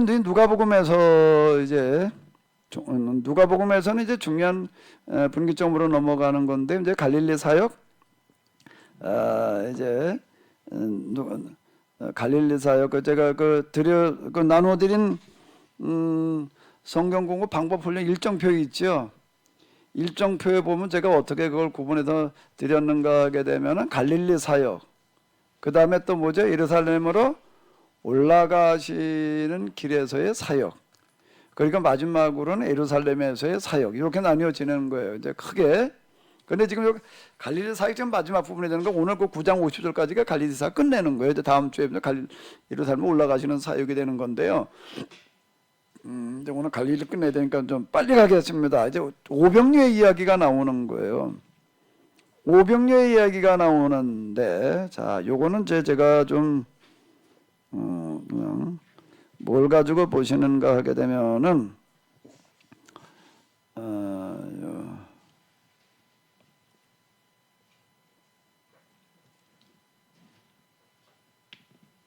이걸 가지고 좀 보시도록 하겠습니다. 자, 이 글이 이 지도를 제가 좀 PPT로 띄우면서 잠깐 설명을 드리도록 하겠습니다. 자, 이제 요게 지형이 이제 이거 쪼르르 이렇게 나와요. 지도에 지형이 나오는데, 예수님의 갈릴리 사역 마지막 종반은 뭐가 되는가 하면 게네사렛이라고 불리는 요 지역에서 이제 지금 금방 우리가 지금 또 다른 오병이어의 이야기가 예수님께서 갈릴리 사역의 마지막 부분에 행하시는 거예요. 그 부분이요. 마지막으로 여기서 사역을 하시고서는 어디로 가시는가 하게 되면 두로, 시돈에 가셔가지고 최소한 4개월에서 6개월 정도 계셨다. 그러니까 뭔가 하게 되면 이제 제자들과 데리고 이제 마지막 이제 그리고 예루살렘 올라가서 돌아가시는데 사역을 거의 다 끝내시고 가시기 전에 제자들 데리고 두로, 시돈, 저 이스라엘 지역에서는 워낙 사람들이 많이 몰려들어서 할 수가 없으니까 제자들만 데리고 외국으로 피난 가신 거예요. 따로 가서 제자 훈련만 시키셨다. 그 얘기가 되는 겁니다. 그게 두로, 시돈, 그게 이제 끝나고 난 다음에 쭉 이번에 갈릴리 이방인 선교회, 그러니까 두로도 이방인, 시돈도 이방인. 여기다 이제 이게 헤롯 빌립의 영토 뭐 이런 것들 대가볼리, 이게 다 뭔가 하면 이방인 지역 선교로 이제 이렇게 하시는 거예요. 그러니까 적지 않은 시간이 좀 걸렸을 거예요. 그리고 다시 이제 갈릴리 바닷가 베스다 지역으로 오셔가지고서 뭐라는가 하면 여기서 이제 또 한 번 오병이어와 비슷한 사건을 이제 이렇게 하시는 거예요. 그리고 그 다음에 어떻게 하시는가 하게 되면은 가이사랴 빌립보, 변화산, 그리고 다시 갈릴리로 오셔도 이번 조용하게 그냥 지나가셨다라고 하는 거가 지난번에 마가복음 공부할 때 이렇게 봤는데, 그리고 이제 그 다음에 어떻게 하시는가 하게 되면 사마리아를 거쳐 가지고 가려고 하셨는데 사마리아 사람들 거부를 해가지고 이제 요단강 저편으로 통해서 빙 돌아가지고 여리고 그리고 예루살렘으로 올라가시는 그런 행보예요. 요 행보는 마태나 마가는 이렇게 그려져 있습니다. 마태나 마가는. 근데 누가는 여기서 어떻게 되어져 있는가 하게 되면 누가복음에는 오병이어의 이야기가 한 번만 나와요. 한 번만 나오고 뒤에 거는 없습니다. 두로와 시돈으로 가셨다는 이야기도 없어요. 두로와 시돈에 가지고 그러니까 전혀 얘기가 없는 거예요. 그리고 단지 가이사랴 빌립보를 거쳐가지고 변화산으로 가셔서 갈릴리를 통해 가지고 그냥 지나가신 이야기만 나오고 있습니다. 자, 그럼 요 얘기가 이제 어떻게 되는가 하게 되면은 이렇게 되는 거예요. 누가에서는 두로 시돈 그리고 이제 이방인적 선교의 이야기가 없어요. 없고 그리고 예루살렘 그냥 바로 올라가신 이야기로 나오는데. 그게 이제 마태와 마가의 이야기예요. 근데 누가는 여기서 두로 시돈 이방인 지역 선교의 이야기 대신 뭐를 더 이제 중요하게 여기고 기록을 해 놓았는가 하면 가이사랴 빌립보 변화산을 거쳐서 갈릴리로 오셔가지고 이제 예루살렘으로 올라가시는데 올라가시면도 전도를 많이 해요. 이쪽 저쪽 왔다 갔다 앞으로 갔다가 뒤로 갔다가 그냥 쭉 그냥 순서대로 가시는 게 아니야. 누가복음에 의하게 되면은 여기서 이렇게 올라가시는 길의 이야기가 굉장히 길게 나옵니다.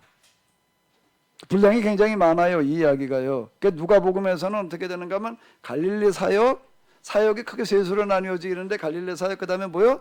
예루살렘을 올라가는 과정의 사역 그리고 예루살렘 사역 이렇게 나뉘어지는 게 특징이다라고 하는 겁니다. 지금 여기서 이제 뭐가 남은 건가 하면 오병이어 누가복음에다 지금 이제 갈릴리사역에 지금 우리가 오늘 끝내야 될 거는 가이사랴 빌립보 그리고 뭐가 되는가 하면 변화산의 이야기까지가 되는 거예요. 그리고 나서 그 다음에는 이제 예루살렘에 올라가시는 이야기가 되는 겁니다. 요게 다른 점이에요.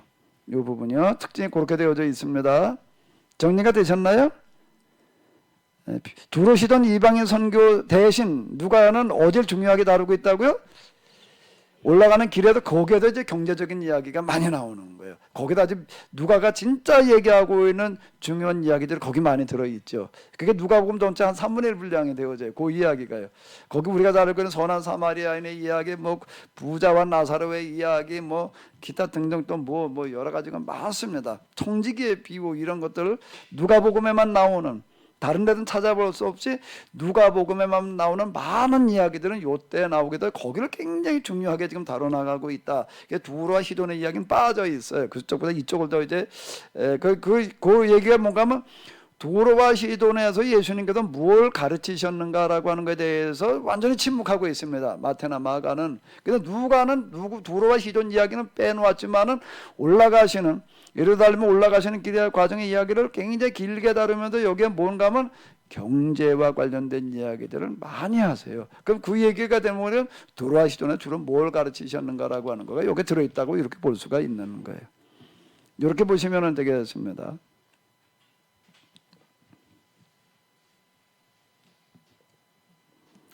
자, 그럼 다시 이제 본문으로 오도록 하겠습니다. 그러니까 여기 뭐 오병리의 이야기라든지 이런 것들은 제가 마태 마가에서 다 얘기를 했고 책에도 자세히 써놨으니 그냥 간단하게만 이렇게 본다라고 하게 되면은 이 이야기는 뭔가 하면 예수님께서 갈릴리에서 가르치신 모든 가르침의 마지막 결론 이야기예요. 마지막 결론 이야기인데 그게 뭔가 하게 되면은 뭐가 마지막 결론이죠? 여기 누가복음으로 본다라고 하게 되면 마지막 결론이 뭘까요? 너희가 먹을 것을 주라예요. 그게 지금 요 이야기가 앞에 지금 12제자를 파송시켰던 이야기가 이어져 나오고 있어요. 이야기. 누가복음에서는요. 그러니까 사도들이, 목회자들이, 설교자들이 해야 될 가장 큰 과제와 관심은 먹을 것 문제를 해결해 주는 거라는 거예요. 너희가 먹을 것을 주라는 거예요. 아니 그걸 우리가 어떻게 줍니까? 여기 이제 마가복음 좀 더 자세하게 나와 있는데, 어이구 그거 뭐 다 이 사람들 집에 갈 때까지 그래도 그저 요기만 해주려고 하더라도 뭐 200데나리 들어갈 텐데 뭐 이러고 나오는 거예요 이제. 그 어떻게 근데 그걸 가서 돈도 돈이지만은 도대체 갑자기 그 양식을 어디 가서 사옵니까? 이제 이거 남자만 5,000명이나 되는데 이걸 뭔 죄가 있는지 이러고 나오는 거예요. 근데 그럼 너희에게 가지고 있는 게 뭐냐? 떡 5개, 물고기 2마리. 근데 이걸 가지고 이 모든 사람을 위하여 먹을 것 사지 않냐고서 할 수가 없습니다. 요 얘기 이제 누가 이 얘기가 그 얘기 아니에요. 우리에게 떡 5개와 물고기 2마리밖에 없으니 너희가 주라 그랬더니 헌소리가 이런 얘기예요. 모든 사람을 위하여 먹을 것 사지 않냐고서는 줄 수가 없습니다. 이거에다 뭘 줍니까? 그랬더니 예수님께서 사람들을 그냥 뭐 먹을 걸 나눠준다 그래도 우르르 몰려들지 않게 한 50여 명씩 이렇게 좀 따로따로 좀 다 질서정연하게 앉아 있으라고 그래라.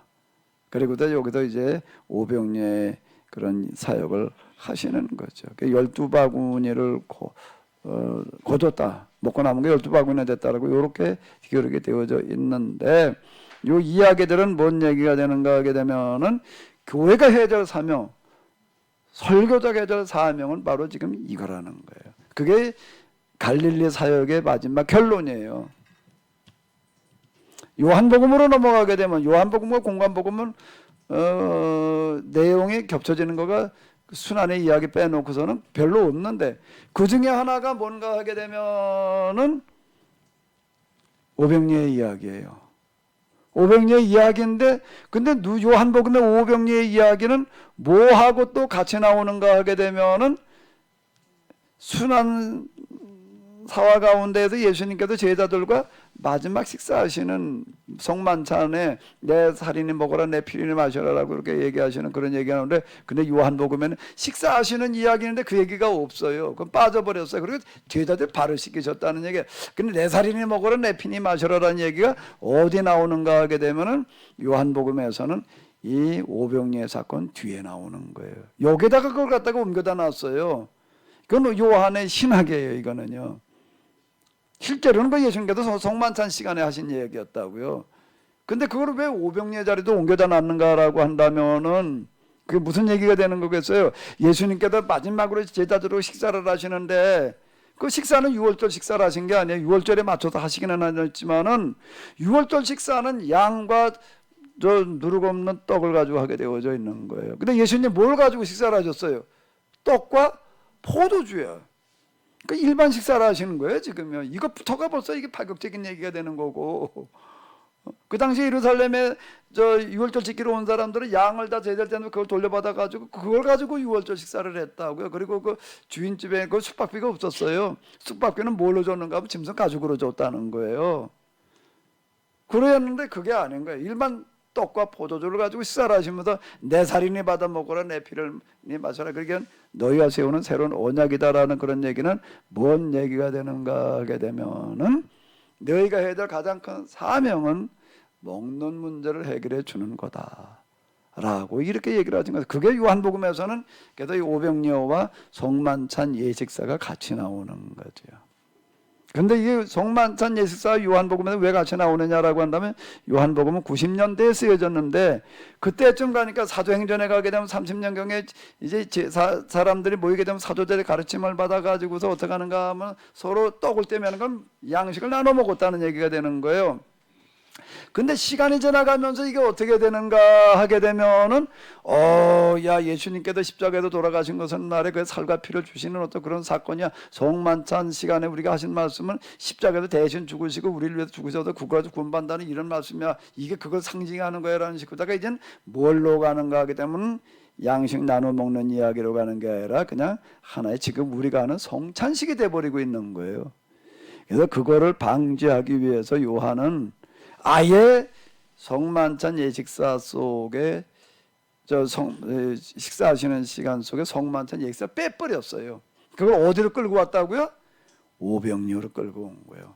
교회가 앞으로 이걸 또 예배 시간에 예수님께서 우리를 위해서 돌아가셨다라는 것을 상징하기 위해서 송찬식이라는 걸로다가 그걸 땜질하려고 하지 마라라고 하는 경고가 요한복음에서 지금 하시는 말씀이에요.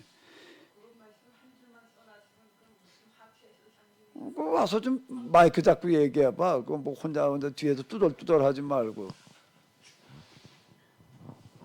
아니 목사님 지금 말씀하신 것처럼 너희가 예수님의 그 떡과 포도주를 나눠주는 이야기를 똑바로 이해하라. 그 부분에 대해서 오해하지 말라는 부분을 요한이 한 줄만 써놨더라면 그 말도 안 되는 무슨 성만찬 교리 때문에 그 오해가 없었을 텐데. 아니 요한은 한 줄을 써놓은 게 아니라 몇 줄을 써놨나 하게 되면은 71절이야 지금 이 얘기가. 이게 500년 이야기를 71절이나 써놓은 거. 그 중에 떡 먹은 이야기는 잠깐이고 그냥 설교가 엄청나게 길게 나와요. 한 줄만 써놨나 71절이나 써놨는데 그걸 보질 못하는 거지. 그러니까 눈이 있어도 보질 못하는 거예요 이게 이제.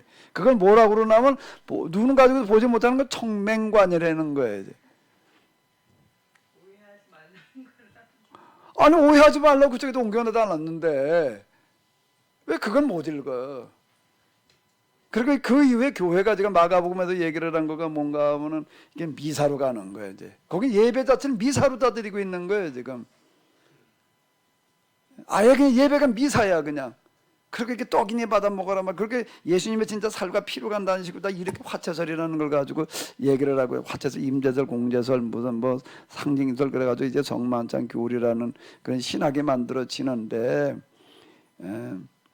요한복음에서는 그렇게 말하고 있는 게 아니다. 그리고 지금 여기 원래 공관복음에서 얘기하는 거 그게 아니라 그냥 계약의 피를 흘리신 거지. 계약의 피를 흘리신 거지. 새로운 계약을 맺기 위한 길을 열어놓으시는 피로다 이걸 봐야 된다라고 하는 거예요. 그건 제가 뭐 마태나 마가 할 때도 누누하게 얘기를 했고 그 책에도 다 써놨으니까는요. 그쪽을 보시면은 되겠습니다. 그래서 내 살이니 먹어라, 내 피리니 마셔라라는 건 뭔가 하면 우리가 한번 밥상을 가만히 한번 쳐다봐요. 밥상을 가만히 쳐다보면 거기 살과 피가 아닌 게 하나도 없어요. 곡식이 됐던 야채나 나물이 됐던 밥이 됐던 다 곡물. 아니 그 생명체 아닌 게 하나도 없다고요. 그건 뭔가 하면 우리가 바꾸는 얘기예요.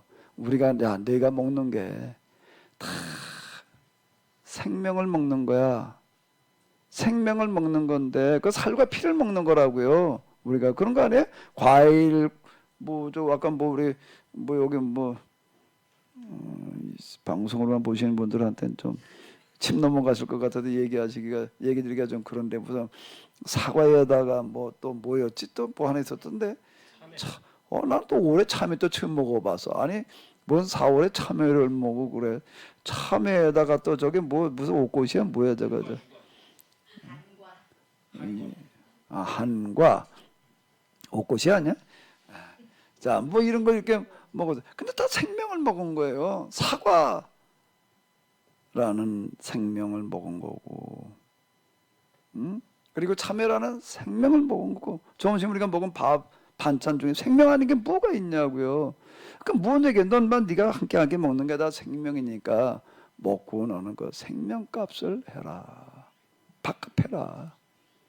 너를 위해서 쌀이 사과가 참외가 몸을 내줬는데 넌 먹고 그냥 끝나지 마라. 그 얘기 같아. 이렇게 해서 가면 좀 너무 심해, 박 목사님? 심하진 않은데 그걸 생각하면서 밥 먹으려고 그러면 책임감과 이 부담감이 너무 많을 것 같은데. 그렇다고 그 마이크까지 꺼놓고 얘기하면 안 되지. 마이크 두고 다시 얘기를 해봐. 아니 그 목사님 말씀이 맞긴 한데 먹을 때마다 이게 생명을 먹는구나 하고 생명값 하면서 하려면 책임감과 부담감이 좀 클 것 같아요. 그게 진짜 예수님께서 식사하시면서 주신 의미 아닐까? 부담감이 있어야지. 거기다 쌀 하나라도 그냥 쓰레기통으로 나가면 곤란하잖아. 그죠? 그 고춧가루 한 톨이라도 그냥 나가면 곤란한 얘기예요. 그게 나 생명을 내든 밥상 올라와 줬는데 그걸 그냥 나는 먹지도 않고 그냥 하수도구멍으로 나가겠다면 곤란한 얘기가 되는 거라고요. 근데 사실 이제 우리가 이걸 본다는 건 굉장히 어렵습니다. 근데 저도 이걸 어떻게 봤는가 하면 이걸 이렇게 볼 수가 없죠. 어떻게 보여요? 우리 저 장덕주 교수님 씨 뿌림의 비유만 안 보이는 게 아니라요. 아니 이걸 어떻게 이렇게 보냐고요. 이게요. 근데 제가 이제 이게 하나님을 경험하는 어떤 영성의 경험이 거짓말처럼 이걸 보게 하더라고요. 겨우 하나님께서 요구하신다는 거가 야 이걸 내가 지금 기도하면 말이야 여기 차려놓은 떡과 포도주가 말이야 예수님의 피로 변하는 거야. 그러니까 이건 먹고 너는 이건 구원받아. 아니 그걸 원하실까? 그래 하나님 입장에서 한번 생각을 해봐봐요. 그 다음에 야 이건 진짜 진짜 예수님 몸을 변한 걸까? 에이 그냥 여기 영적으로 임하시는 거지. 임재하시는 거지. 이게 임재설이래나? 영적으로 임하시는 거야. 그러니까 이 살과 피를 먹고 마셔. 그런데 저희가 용서함 받아. 아니 임재설이라 해야 되나? 공재설이라 해야 되나? 공재 이 중간에 이제 이게 임하시는 것만이 아니라 정말 영적으로 변하는 거야. 뭐 이래야 되나? 뭐 에이야 그게 무슨 소리야? 그냥 상징이야. 그걸 가지고 놓고 쌈박질할 일이 아니라 다 정신 나간 소리였다는 거야. 그런 얘기가. 그러니까 뭔가 하게 되면 그동안에 이게 성만찬 신학이라고 하는 거는 뭔 얘기가 되나 하면 내가 참 하나님을 경험하고 이런 거 이렇게 보고 난 다음에 정신 나간 신학, 정신 나간 소리, 말도 안 되는 헛소리로다가 이렇게 보니까 겨우 그걸 가지고 싸워. 겨우. 그래서 구원을 받네 안 받네 말이야. 뭐 이런 거요. 구약에서 그 진설병이라는 얘기와 같은 얘기가 되는 거지요. 밥 먹는데다 갖다 놓은 게 너 밥 먹을 때마다 네 사명이 뭔지 똑바로 깨달아 알아라. 이 얘기가 되는 거죠. 설교자들에게 주는 그런 지침의 말씀으로 봐야지 이게 맞는 얘기지. 겨우 그걸 의식으로 다 고행을 해가지고 거룩하게 말해. 그리고 그걸 갖다 혓바닥 갖다 받아 먹으면 그거 가지고 뭐 은혜 받으라고. 그리고 죄 용서 안 받고 구원 받으라고. 아니 그걸 가지고 구원 받을 것 같으면은 원 세상 구원이라는 게 그거 받아 먹었다가 믿음을 그 받았다 먹었다 구원 받나? 그거 가지고 용서 안 받나? 그 말이 안 돼. 그러니까 정신이 나간 거라고요. 다 정신 나갔어요. 이렇게 내가 차에다 진짜 썼나? 나간 정신 불러들여다가 뭐 어떻게 하자고 내가 그런 것 같은데 내가 하도 답답해가지고 내가 책을 쓰다 보니까 다 정신 나간 짓들 한 거다. 나간 정신 도로 불러다가 이제 또 다시 못 나가 꼭 붙들어 매라 내가 이제 뭐다 원래 내가 그랬던 것 같은데요. 제가 이렇게 보이고 나니까는 교회에서 성만찬 하는 게 확 달라지더라고요. 확 달라져서 그전엔 이게 뭐 거룩한 뭐라고 뭐 이렇게 이제 생각을 했던 그런 의식이 그 정신도 이게 돌아가는 어떤 그런 일이 일어났던 걸 그렇게 볼 수가 있는데요. 다 이게 정신 나간 소리 하지 말아야 돼. 그래서 성경에 보게 되면 예수님께서 제일 먼저 하시는 게 뭐라고요? 귀신 쫓아내시는 얘기야. 이게. 다 귀신 들린 신학이야 지금 우리가. 귀신 들린 신학. 그 귀신 들린 신학 속에 들어있는 귀신을 쫓아내야 된다라고 하는 거야.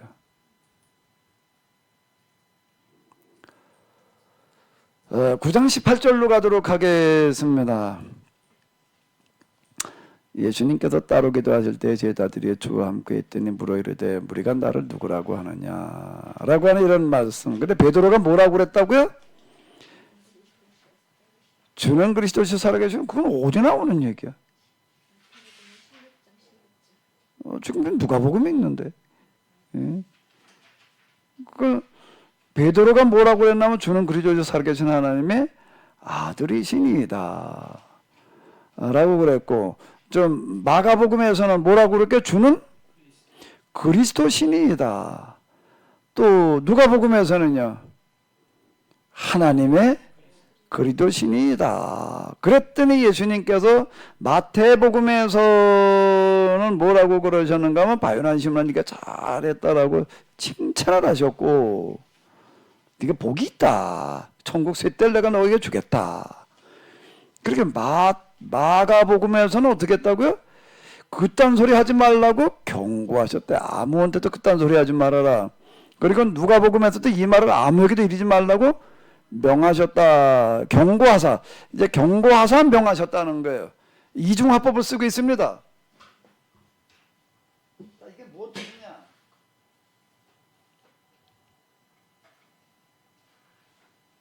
이제 마가복음 할 때도 제가 이제 계속 얘기를 했던 어떤 이런 건데요. 이거는 천상 뭘로 가볼 수밖에 없나 하게 되면은 좀 성경으로 다시 좀 이렇게 가봐야지 될 터인데요. 자, 여기 이렇게 보게 되면은 경고하셨다라는 그런 이야기가 나오고 있습니다. 지금 21절이죠. 21절 보게 되면 경고하사라고 하는 거를 우리가 원문으로 이렇게 보게 되면은 경고하사 요 부분인데 요거를 원문으로 보게 되면 이렇게 나와요. 요게 경고했다는 게 요 뜻입니다. 읽어보게 되면은 뭔 모르겠는데 헬라어를 몰라가지고 여기 이제 헬라 몰라도 읽게 만들어 놨어요. 여긴 다 읽으실 수 있죠. 뭐예요 이게? 에피티마오. 아니 박 목사님은 안 보이는 게 맞아요? 어떻게 이걸 다 읽어 그래? 에피티마오라는 거예요. 그 에피티마오라는 이 단어는 제가 마가복음 할 때 많이 얘기를 했던 건데 이 단어가 뭐 할 때 쓰인 단어라고요? 귀신 쫓아낼 때. 또 뭐 할 때요? 풍랑이는 바다 꾸짖을 때 쓰신 단어예요. 그러면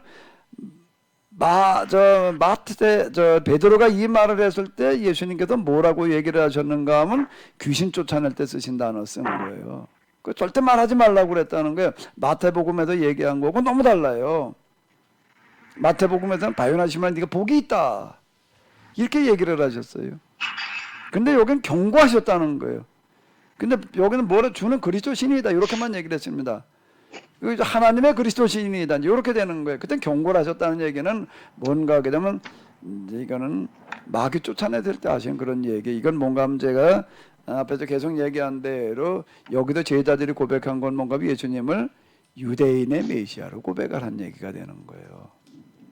그러니까 예수님과 마귀의 싸움은 마귀는 예수님한테 계속 얘기한 게 광야 십자가 저 세 가지 유혹이 뭐 하라고 그런 거라고요? 유대인의 메시아가 되라고 그러는 거랐다 하는 거. 그러니까 요거는 제가 계속 얘기를 했고 아마 처음 들으시는 분도 계실 수 있는데요. 그 마가복음을 좀 마태복음과 마가복음을 참고해 주시면은 네, 고맙겠습니다. 무서운 말씀이에요. 귀신 쫓아낼 때 쓰신 말씀을. 그러니까 오늘 우리도 지금 사실 이렇게 보게 되면 다 귀신 들린 신앙이야 지금. 예수님을 잘 믿고 있는 것 가운데 어떻게 믿느냐가 중요한 거예요. 잘못한 우리에게 예수님께서 뭘 내보내시는가 하게 되면 이거 보여요? 우리 지금 팀즈를 보시는 분들 이랬쯤 하면 잘 보이실래나 모르겠네. 이게 뭐지요 이게요? 경고하신 게 이거예요 이거. 우린 경고할 때 이거죠 이거. 이건 여기가 아니고 옐로 카드. 옐로 카드가 아니고 이거 잘 보여요? 레드 카드예요, 레드 카드. 여기서 얘기하는 거. 귀신 쫓아내실 때 쓰신 그런 단어를 쓰셨다라고 하는 것을 꼭 기억을 해야 될 줄로 압니다. 이건 조금 중요하니까는요. 혹시 하실 말씀이 있으면 좀 이렇게 하세요.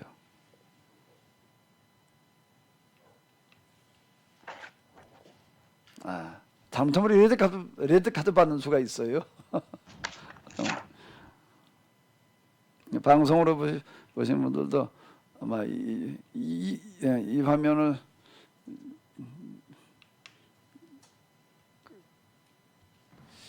그게 아닌데 화면이 그렇지 그 방송에는 이렇게 돼야 되겠네. 그 방송으로는 이렇게 잡혀야 되겠네. 예. 방송이 이제 둘이 나가다 보니까 그런데요. 카메라가 양쪽에다 놓고 하다 보니까 그런데 요걸 얘기를 하셨다라고 하는 거다 이렇게 보시면은 되겠습니다.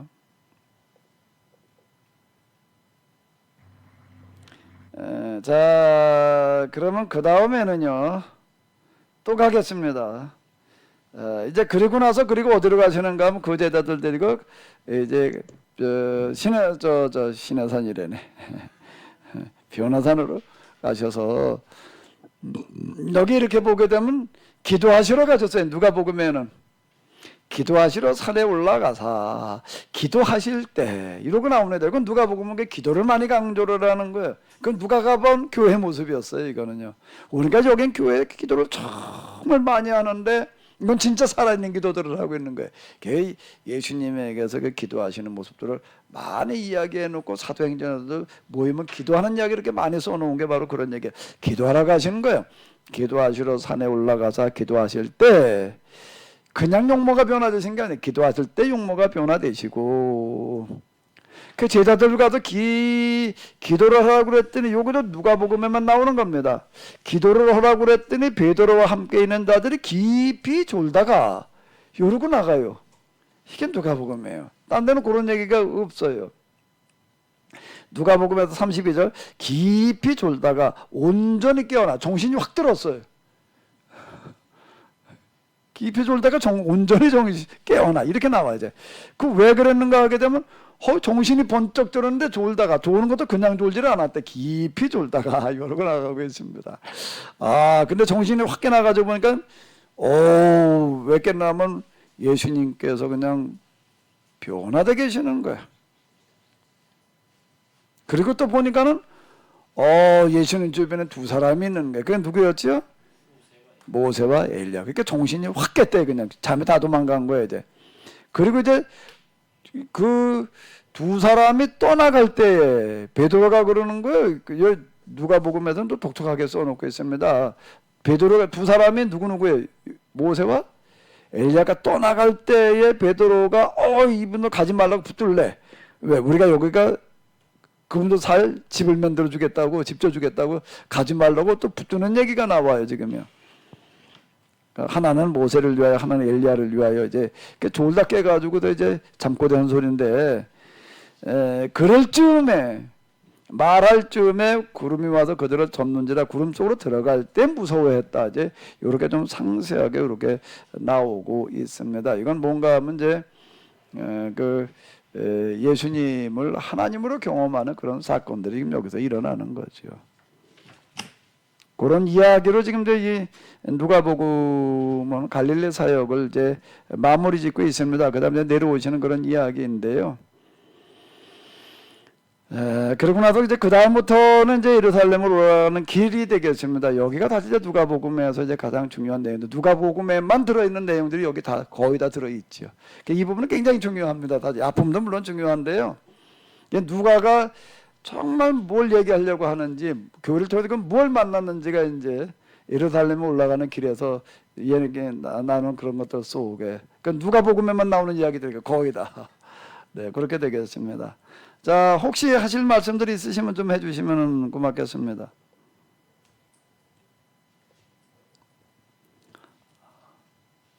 이춘우 목사님,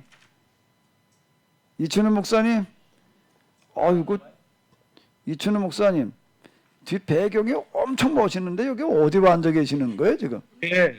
예? 네. 아니 그 뒷 배경이 어디예요 지금? 경포대? 포샵 처리를 했어. 이거 어떻게 된 거예요 그 배경이? 포샵 처리를 했어요. 포샵? 아니 포샵이든 뭐든지 간에 어쨌든 어디 그냥 어디 별천지 와서 앉아 계시는 것 같아.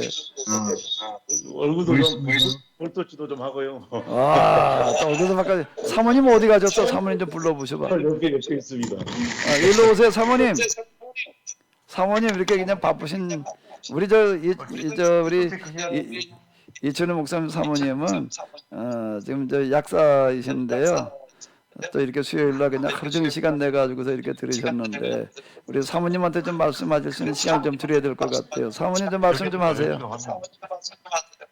이야기 좀 하시지. 여기를 보라니까 여기 카메라에 여기를 보세요. 여기를. 네, 여기를 보면 아이. 사모님 말씀 좀 하세요. 이혜원 사모님. 네, 어떤 얘기 해야 될지 잘 모르겠는데. 뭐 오늘 들은 이야기 중에서 의견 나는 거라든지 뭐 기타 등등 좀 얘기 좀 하세요. 어떤 얘기? 수업. 들은 수업에 대해서 키 뿌리는 자의 교육에 대해서는 이제 목사님한테 이제 그런 말씀을 기초로 해서 본문을 좀 더 정확하게 좀 읽어보고 생각을 좀 더 깊이 해봐야겠다는 생각을 했고요. 또 그 거라사 귀신 들린 사람의 비유랑 세상장의 그 비유를 통해서 그 절실함의 무게, 갈급함의 무게를 하나님 보시고 그곳에 찾아가셨다고 하셨는데, 과연 하나님이 측정하시는 나의 절박함과 그 긴박함의 무게는 어느 정도일까, 이렇게 돌아보는 시간이 됐습니다. 예, 예. 말씀 묵상하고 실천에 옮길 수 있게 기도합니다. 네. 그러니까 지금 이제 우리가 그 귀신 들린 사람, 고라사 귀신 들린 사람의 이야기라지 이런 거는 하나님 앞에서 가장 크게 나가는 무게는 뭐가 나가는가 하게 되면은 무슨 무게죠, 사모님? 뭐가 제일 크게 나가는 걸까요, 무게가? 일단 개인의 문제를 넘어선 어떤 공동의 문제라는 그 부분이 좀 저한테 좀 다가왔었는데요. 가까이 마이크가 있습니다. 네. 가까이. 가까이서 맞아요. 들리시나요? 네. 잘 들려요. 잘 들려요. 네. 아까 이제 제가 들을 때 그 부분에 조금 놓친 부분이 있었는데, 이제 그 개인의 문제, 그러니까 그 사람의 거라사 강의는 속에 어떤 그 개인의 문제라기보다는 그 사회가 가지고 있었던 어떤 그 로마의 식민자에 있었던 그 사회에서 어떤 공동의 문제에 대한 어떤 더 그런 절박함이었기 때문에 예수님이 그 부분에 대해서 더 이렇게 무게를 더 잘 쳐준 것이 아닌가. 네. 그러니까 이제 뭔가 하게 되면 공의, 다른 말로 한다면은 공의에 목말라 있는 그 갈급함을 가장 크게 보시는 거예요. 이 땅에 정말 공의가 실현되어지는 그런 나라에 목말라 있는 그 목마름, 그걸 어떻게 하든지 좀 실현해 봐야 될 텐데라는 그거를 가장 크게 보신다. 그 무게가 가장 크게 나가는 것 같아요. 그 무게가. 그러니까 우리가 진짜 복음서에서 또 성교도 읽어내야 될 게 바로 이런 게 아닐까. 우리가 너무 이제 개인에게 맞춰지고 또 개인의 심령, 영혼에만 맞춰져 가지고 그동안 해서 그래 나갔는데, 그러다 보니까 이제 교회가 지금 세상으로부터 다 지금 등돌림 받고 있잖아요. 근데 이제 우리가 이 본래 성경에서 얘기하는 이 목마름이라고 하는 거, 어떤 목마름도 다 뭐 재산에 목말린 사람도 있고 명예에 목말린 사람도 있고 뭐 다 목말라 있지. 근데 뭐에 목말라 있느냐라고 할 때 공의에 목말라 있는 사람. 그러니까 아모스가 또 선지자들이 얘기하는 건 뭔가 하면 공의가 뭐같이 흐르게 하라는 거야?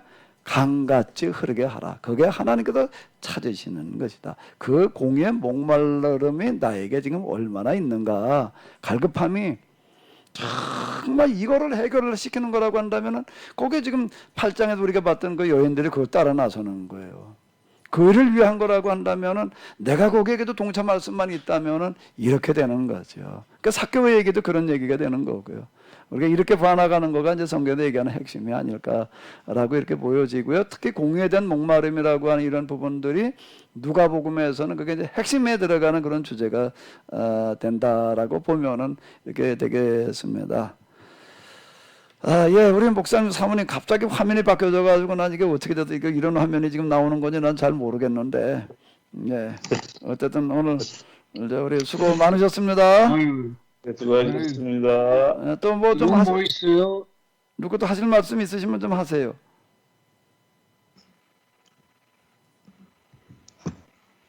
갑자기.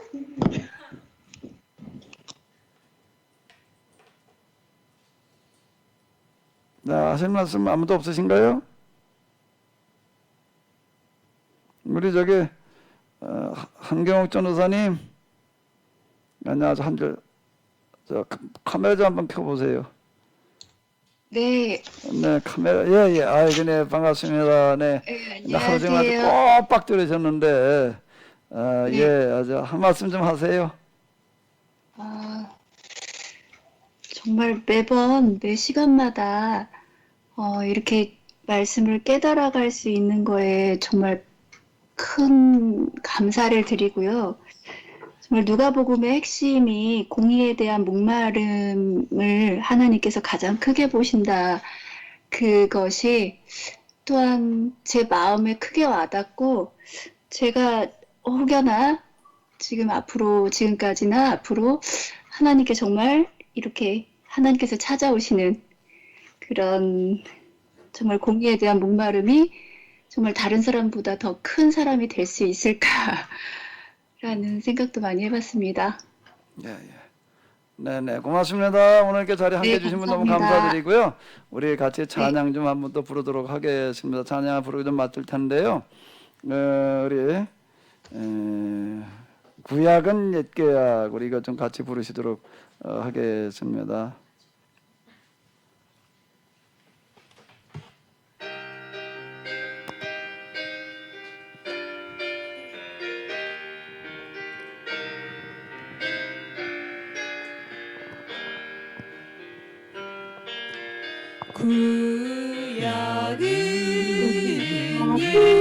구약은 하리루와 팀에 들어오신 분들은 마이크를 열어놓고 부르시면 같이 부를 수가 있습니다. 이 세상에 거룩한 나라 이스라엘이 해야 할 일. 성전 신앙 제사 신앙 계약 무시 계약이다 인과 응보 의신아 자기 모습 자멸에게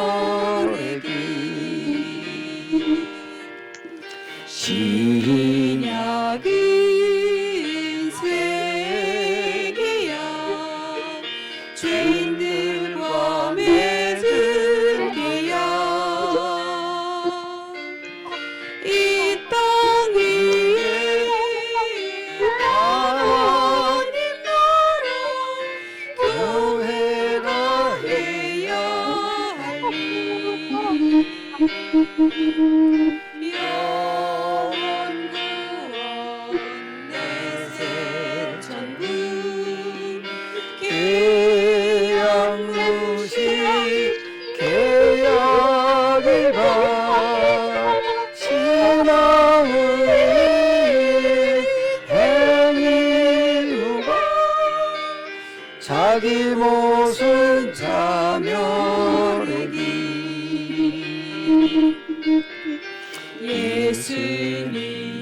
예수님의 십자가 새로운 계약 체결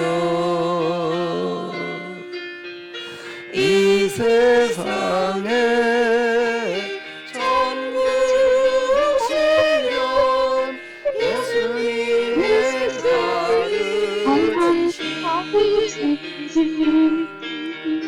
이 세상에 하늘 나라 너와 나의 존재 계약 진수 계약 진짜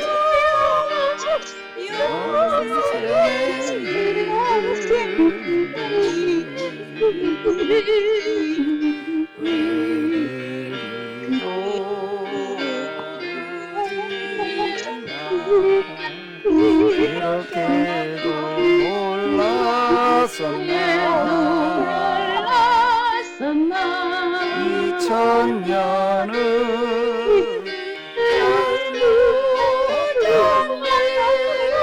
이제 와서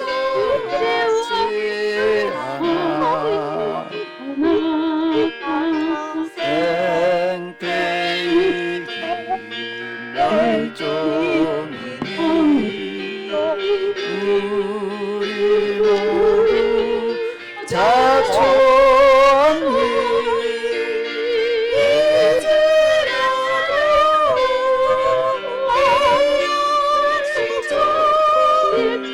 전하리 보이 왜 그리도 무지했나 왜 그리도 무지했나 이렇게도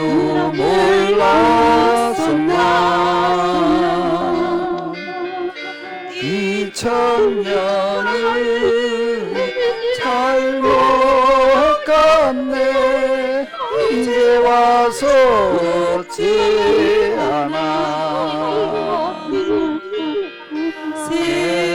생태위 멸종위기 우리 모두 사촌이 이제라도 깨어시소서 전하의